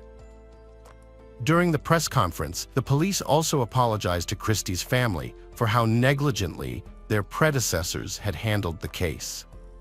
There was enough evidence from the beginning to charge Henry with the murder, but the investigators either didn't notice it or simply ignored it. In the Vicky Glass case, events unfolded unexpectedly. Vicky, a well-known figure in the city streets, became an enigma surrounded by unresolved questions. Her disappearance left behind numerous unsolved mysteries that concern everyone who has ever known her. Friday, September 24, 2021, marked the 21st anniversary of Vicky's tragic death. The police utilized this occasion to appeal to the public for new information. Following a thorough analysis of existing data, a new team led by Senior Supervisor Peter Carr will renew efforts into investigating her disappearance. Carr informed reporters that over the past year, extensive materials have been reviewed. They plan to interrogate all individuals potentially connected with this case and promised to employ innovative solutions. He emphasized that Vicky did not deserve such a fate, and her family deserves closure regarding what transpired. The police launched a website containing information about Vicky, details of her life and disappearance, as well as updates on the investigation's progress. In early November 2022, they received new surveillance footage showing Vicky on the day she disappeared. Carr addressed a press conference to discuss these new findings. The video depicted Vicky conversing with a man who sold washing machines. The police are appealing to the public for assistance in identifying this individual. Let us examine this mysterious figure named Vicky, whose life remains enshrouded in unanswered questions and secrets. On September 21, 1979, in Stockton-on-Tees, a small town nestled in the northeast of England on the banks of the rivers, Vicky was born. She had an older sister named Claire, who was just a year senior. Their parents, Deborah and Anthony, divorced when Vicky was only 6 years old. Following the separation, Deborah remarried to a man named Colin Goodall. With this marriage, Vicky gained an older half-sister named Cheryl and a younger brother called Thomas. Despite these additions to their family dynamic, they continued residing in Stockton. As a child, Vicky exhibited a profound interest in music. She admired Michael Jackson and had a particular fondness for the musical Cats. Between the ages of 13 and 18, she participated in a local jazz band and frequently performed alongside friends from that band, which brought her much joy. After completing her education at Blackstone High School, Vicky pursued further studies at an academy where she impressively earned 5 diplomas of higher education. However, and quite unexpectedly, her life took an entirely different path afterward. At 18 years old, an age characterized by both excitement and uncertainty, Vicky encountered significant problems after falling into bad company. Consequently, she became addicted to illegal substances, a situation that led her to work as a sex worker in order to finance this addiction. It is documented that she worked primarily in Cannon Park and Gresham areas of Middlesbrough near her hometown. In 1999, a challenging year for many reasons, Vicky found herself homeless and severely ill with pneumonia. During this difficult period, her friend introduced her to Patch Claus, who generously offered temporary shelter so she could recover properly. She stayed with him for several months, during which time he cared for her diligently, providing necessary medications as well as support services aimed at aiding recuperation efforts. Unfortunately, even such thoughtful assistance couldn't curb or change Vicky's ongoing addiction or alter what had become an increasingly destructive lifestyle up until that point. On Saturday, September 23, 2000, just a few days following her 21st birthday, Vicky and her friend departed from Patch Claus's residence around noon. Vicky was observed in the vicinity of Cannon Park in Gresham, where, according to some accounts, she was accompanying a client. Later that day, she met with another client on Set Road in Middlesbrough. Together, they proceeded to Main Road, an address recognized for activities involving illegal substances and escort services. After spending some time at this location, Vicky and her client exited the premises and hailed a taxi on the street close to Union Street. The taxi transported them to the man's home in Norton, approximately 3 miles away from their starting point. Vicky stayed briefly at this residence before calling another taxi to return to Middlesbrough. She consistently utilized the same taxi company's services. A white Vauxhall Vectra with registration number 790 arrived to pick her up at 4 a.m. on Sunday, September 24th. Vicky disembarked from the taxi around 4:20 a.m. at the intersection of Union Street and Ashwood Square, next to a pub known as Colleague. From there, it was only about a 5-minute walk to Patch Claus's house where she resided. However, she never reached home that night. The man who had been expecting her began worrying when she did not return and started contacting friends and visiting known hangouts. but without success. 3 days later, on September 27th, he contacted law enforcement authorities, which initiated an investigation into her disappearance. The subsequent week, on October 5th, the Northern Echo published an article headlined, "Disappearance of a Young Woman." In this piece, Vicky was described as being 5'3", tall with blonde hair tied back in a ponytail and speaking the local language fluently. She had been last seen wearing a white t-shirt paired with light gray trousers and white sneakers. The article also included comments from police officials noting that Vicky was known locally as a sex worker. The article reported that authorities and police were deeply concerned for her safety, but did not link Vicky's disappearance to the murder of another sex worker, Kelly Mason, who was found strangled in the same vicinity. Though Kelly and Vicky both engaged in the escort business and struggled with illegal substances, their cases were not connected. A man named Sean Thu received a life sentence for Kelly Mason's murder. However, he was not tied to Vicky's vanishing. In the early hours of November 2000, a local resident stumbled upon decomposing remains of a young woman on the outskirts of a village in Yorkshire, North England. These remains belonged to a 21-year-old woman who had gone missing 6 weeks prior from Middlesbrough, approximately 20 miles away. Subsequent years involved investigations into numerous brutal crimes. Vicky's family remained resolute in uncovering those responsible. In 2018, additional funds were allocated to assist police efforts in finding the perpetrator. On Friday, November 3rd at around 6 a.m., while walking his dog in Demi, a village situated about 20 miles southeast of Middlesbrough, a local resident discovered severely decomposed body parts of an unclothed female near a roadside ditch running through the village center. Police soon arrived at the scene and identified the victim as Vicky Glass, aged 21 and recently reported missing. The cause of death wasn't determined immediately. North Yorkshire and Cleveland police promptly initiated an investigation involving a team of 40 officers examining evidence through forensic examinations and documenting information regarding Vicky's last activities. Unfortunately, no clues surfaced at the site itself, nor were any articles of clothing found that she had been wearing last.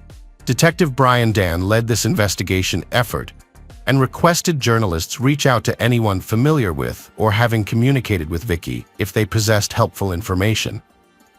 Given Demi's status as a well-known tourist destination, appeals specifically targeted visitors potentially present during relevant time span. Authorities urged residents to observe if any vehicles might have paused along roadsides before entering Demi, possibly linked to how Vicky was transported. On November 13, 2000, Vicky's mother, Deborah, addressed the media to urge witnesses to step forward with any information they might have. The following week, photographs of Vicky were displayed in the pub where she was last seen and in other city areas frequented by sex workers. By November 20th, police had questioned over 500 individuals and received 150 testimonies. Among these were former clients of Vicky and drivers from the Cannon Park overnight parking lot, a known spot for sex workers like her.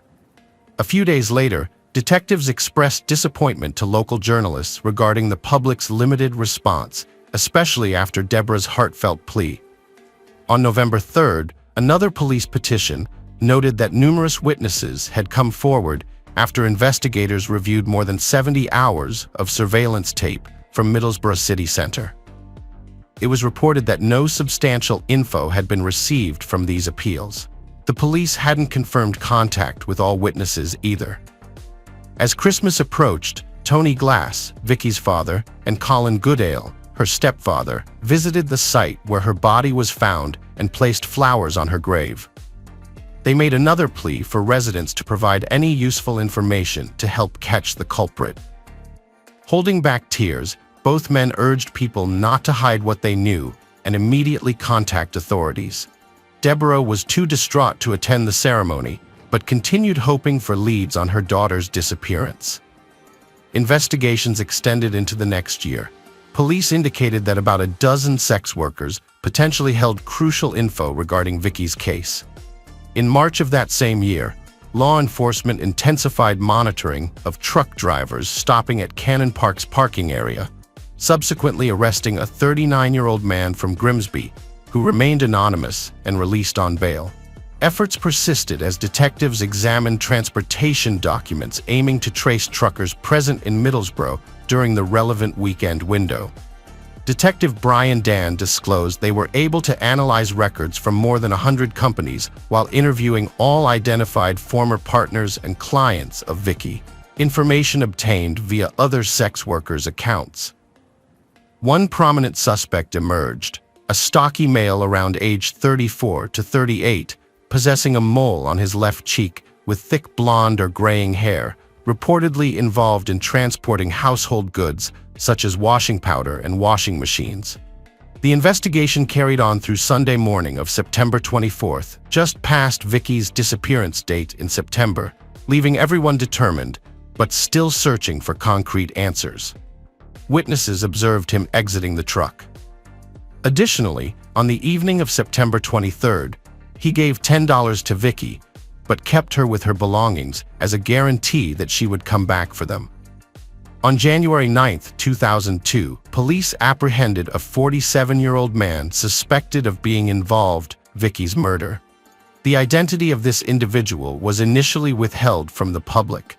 However, 2 days after his arrest, on January 11th, it was revealed that his name was Eric Coates. He resided in southern North Yorkshire, approximately 45 miles south of Middlesbrough.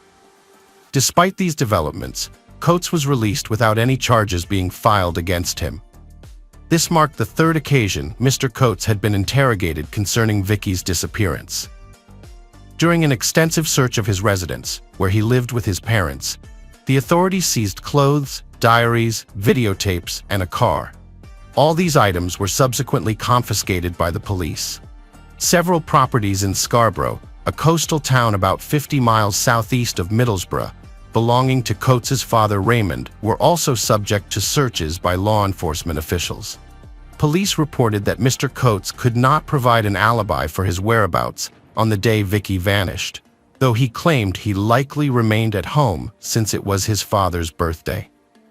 Later on, Mr. Coates gave an interview to the Northern Echo newspaper, where he suggested that Vicky died amid conflicts with illicit substance dealers and asserted that he had been wrongfully branded a liar because he couldn't remember details clearly. It emerged that Mr. Coates often availed himself of services provided by sex workers and had previously been a client of Vicky's too. In addition to denying involvement in her death due to any debts related to illegal substances, as rumored, he stated emphatically that such a violent end shouldn't befall anyone, and voiced hopefulness about justice eventually being served through finding the true perpetrators. In April 2002, the police informed Mr. Coates that they were not going to charge him in connection with Vicky's murder. The Northern Echo interviewed him, and he expressed a desire to return to normalcy. While police will refrain from publicly linking him to Vicky's case again, it is important to note his previous convictions. In 1994, Eric Coates was jailed for 15 months after being convicted by Teesside Court for kidnapping and assaulting a sex worker in Middlesbrough.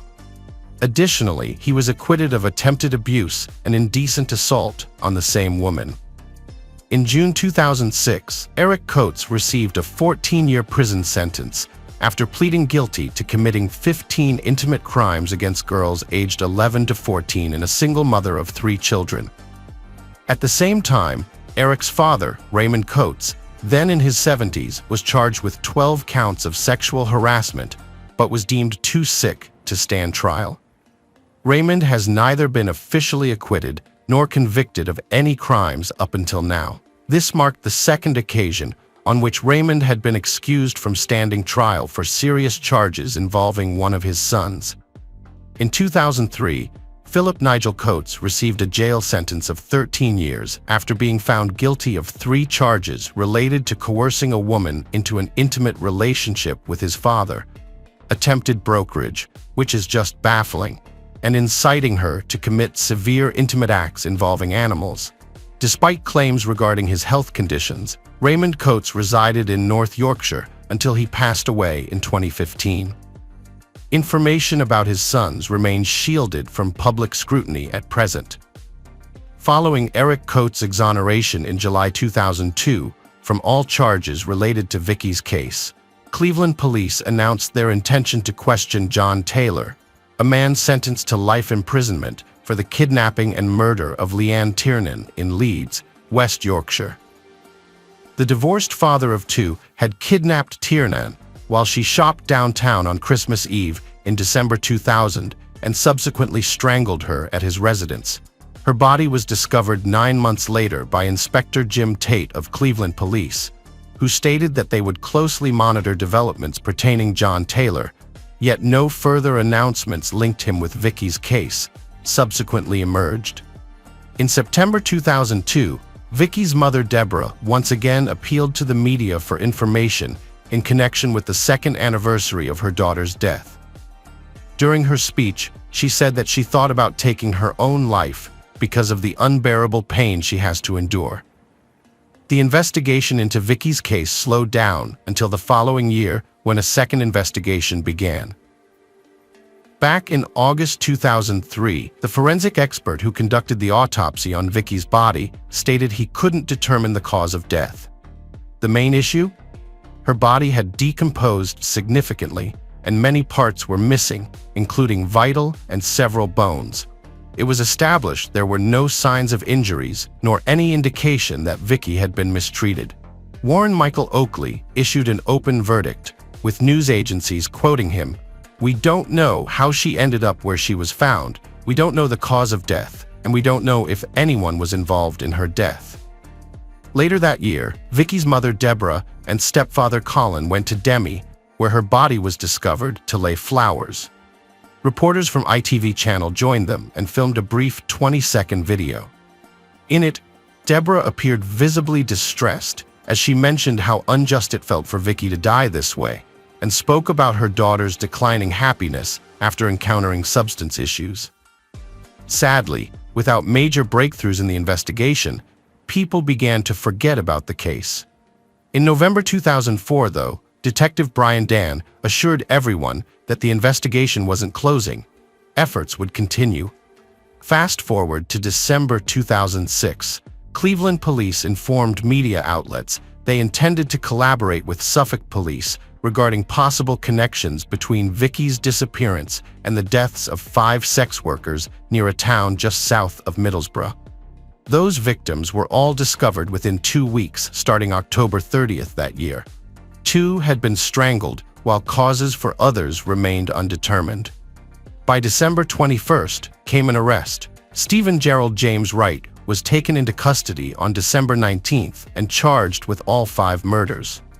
Dubbed the Suffolk Strangler, Wright faced trial and in February 2008 received a life sentence without parole after being found guilty on all counts. In the days following the sentencing, various newspapers reported that Cleveland police would keep investigating Stephen Wright in connection with Vicky. This was despite the distance between the crime scenes and where Vicky was found. It's worth noting that Wright, a trucker, caught Cleveland police's interest since they had previously appealed to truck drivers and transportation companies many times. However, no further claims emerged linking Wright to Vicky's case. On September 24, 2010, marking the 10th anniversary of Vicky's death, her parents were scheduled to speak to reporters about their emotional turmoil from a decade-long search for justice. Her mother, Deborah, expressed that she thinks about Vicky daily and struggles with this loss. Tony, her father, revealed he lost his job and could no longer walk around alone or focus on anything. Gordon Lamp from Cleveland Police mentioned that despite 10 years passing without any significant discoveries, they remain committed to finding the criminal. Despite new requests for information, nothing new has come in. In December 2010, Vicky's case was linked to other crimes by Stephen Griffiths, known as the Crossbow Cannibal. Arrested on May 24, 2010 for murdering 3 sex workers in Bradford, capturing worldwide attention, Griffiths admitted his guilt and received life imprisonment without parole for these crimes. Reports indicated he consumed parts of his victims' bodies and disposed of other remains in garbage bags thrown into a lake. After pleading guilty in December 2010 and receiving life sentences for multiple murders before his arrest, as well as several additional offenses, police examined Griffith's activities since age 14 to possibly connect him with other unsolved crimes. By January 2011, though, it became clear Griffiths didn't kill Vicky, according to police confirmation. As time went on, except annual appeals around each anniversary, the media started covering this case less frequently, regrettably, until sadly, when Deborah passed away at age 55, unsure how her daughter's life ended or who bore responsibility was. In 2017, the Cleveland Police, along with Crime Commissioner Barry Coppinger, sought a special grant from the Department of Home Affairs to fund investigations into 3 cold cases, including Vicky Glass's. These cases also involved 2 young women from Middlesbrough. One of them was 17-year-old Donna Mary Keogh, who went missing in May 1998. She had last been seen in Middlesbrough a month earlier. Even though no body was found, it is believed she was murdered. In 2015, Deputy Chief Constable Ian Spence of Cleveland Police apologized to Donna's family for shortcomings in the original investigation. However, only a year later, October 17, 2016, after an independent review of Donna's case, Cleveland Police began investigating her disappearance and suspected murder again. Despite a 20-year inquiry, no one has ever been charged with Donna Mary Keogh's murder. The third case for which Cleveland Police sought extra funding concerned the murder of Rachel Wilson in 2002 at age 19. She was last seen on May 31st of that year and, like Vicky Glass, had unfortunately resorted to sex work due to severe addiction issues. On June 27, 2012, parts of Rachel's body were discovered on a farm near Colby in Middlesbrough.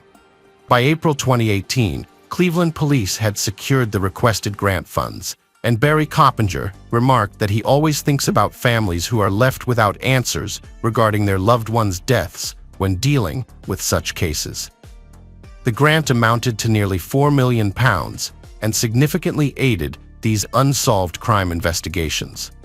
Assistant Chief Constable Jason Harwin mentioned that similarities exist among the victims' ages and where they disappeared from, but noted it was too early then to declare any definitive links between the cases. These crimes remain unsolved. Do you recall Vicky Glass's story? Her disappearance marked its beginning. However, why she was killed still poses questions today. Now there's a notable new suspect, Christopher Halliwell. This individual already has 2 murders attributed to him, Cyan O'Callaghan and Becky Godden Edwards being his known victims, and could be connected to Vicky's vanishing as well. It's like something out of horror flicks, but it's all too real. In October 2018, the North York's Inquirer news site featured an extensive article suggesting that another well-known convicted criminal might be linked to Vicky's disappearance. This individual is also considered a suspect in 2 other unsolved cases. The article was part of a broader series about the potential victims of Christopher Halliwell, a former taxi driver from Swindon responsible for 2 significant crimes. One of Halliwell's victims was Cyan O'Callaghan, a 22-year-old office worker. She went missing during a night out with friends in Swindon in March 2011. After bidding farewell to her friends, she got into a taxi and was subsequently killed by Halliwell. Police were led to Halliwell through surveillance camera footage. He was arrested shortly thereafter and eventually directed police to her burial site. Her body was found in a shallow grave in Oxfordshire. Following this discovery, Halliwell confessed to another murder committed 8 years earlier. He provided detectives with information on where they could locate the body of Becky Godden Edwards. Becky had last been seen alive getting into a taxi outside a nightclub in Swindon in January 2003. Halliwell later stabbed her multiple times and then strangled her. The North York's Inquirer news piece underscored concerns that Halliwell may be connected to additional unsolved disappearances beyond those already attributed to him. Such reports contribute valuable information both direct evidence and investigative leads for ongoing efforts aiming at resolving these troubling cases. In October 2012, Hallwell pleaded guilty to the murder of Sen O'Callaghan and was sentenced to life in prison with a minimum term of 25. However, since Hallwell wasn't allowed to speak with his lawyer before confessing to the murder, the judge found the case inadmissible. Consequently, all charges were dropped. New evidence came to light in 2001, indicating that Hallwell had been previously found guilty of Becky's murder. It is widely believed that Christopher Hallowell is responsible for numerous crimes. The article concludes that all three women from unsolved cases align with Hallowell's victim preference. Furthermore, both Rachel Wilson and Vicky Glass were sex workers, and Hallowell utilized their services. Perhaps because of this connection, he worked as a taxi driver in Middlesbrough's center. Hallowell traveled across the country, seeking work as a construction worker and taxi driver. He resided in various cities. His father presumably lived around York. Middlesbrough was about an hour's drive from York via the A19 highway.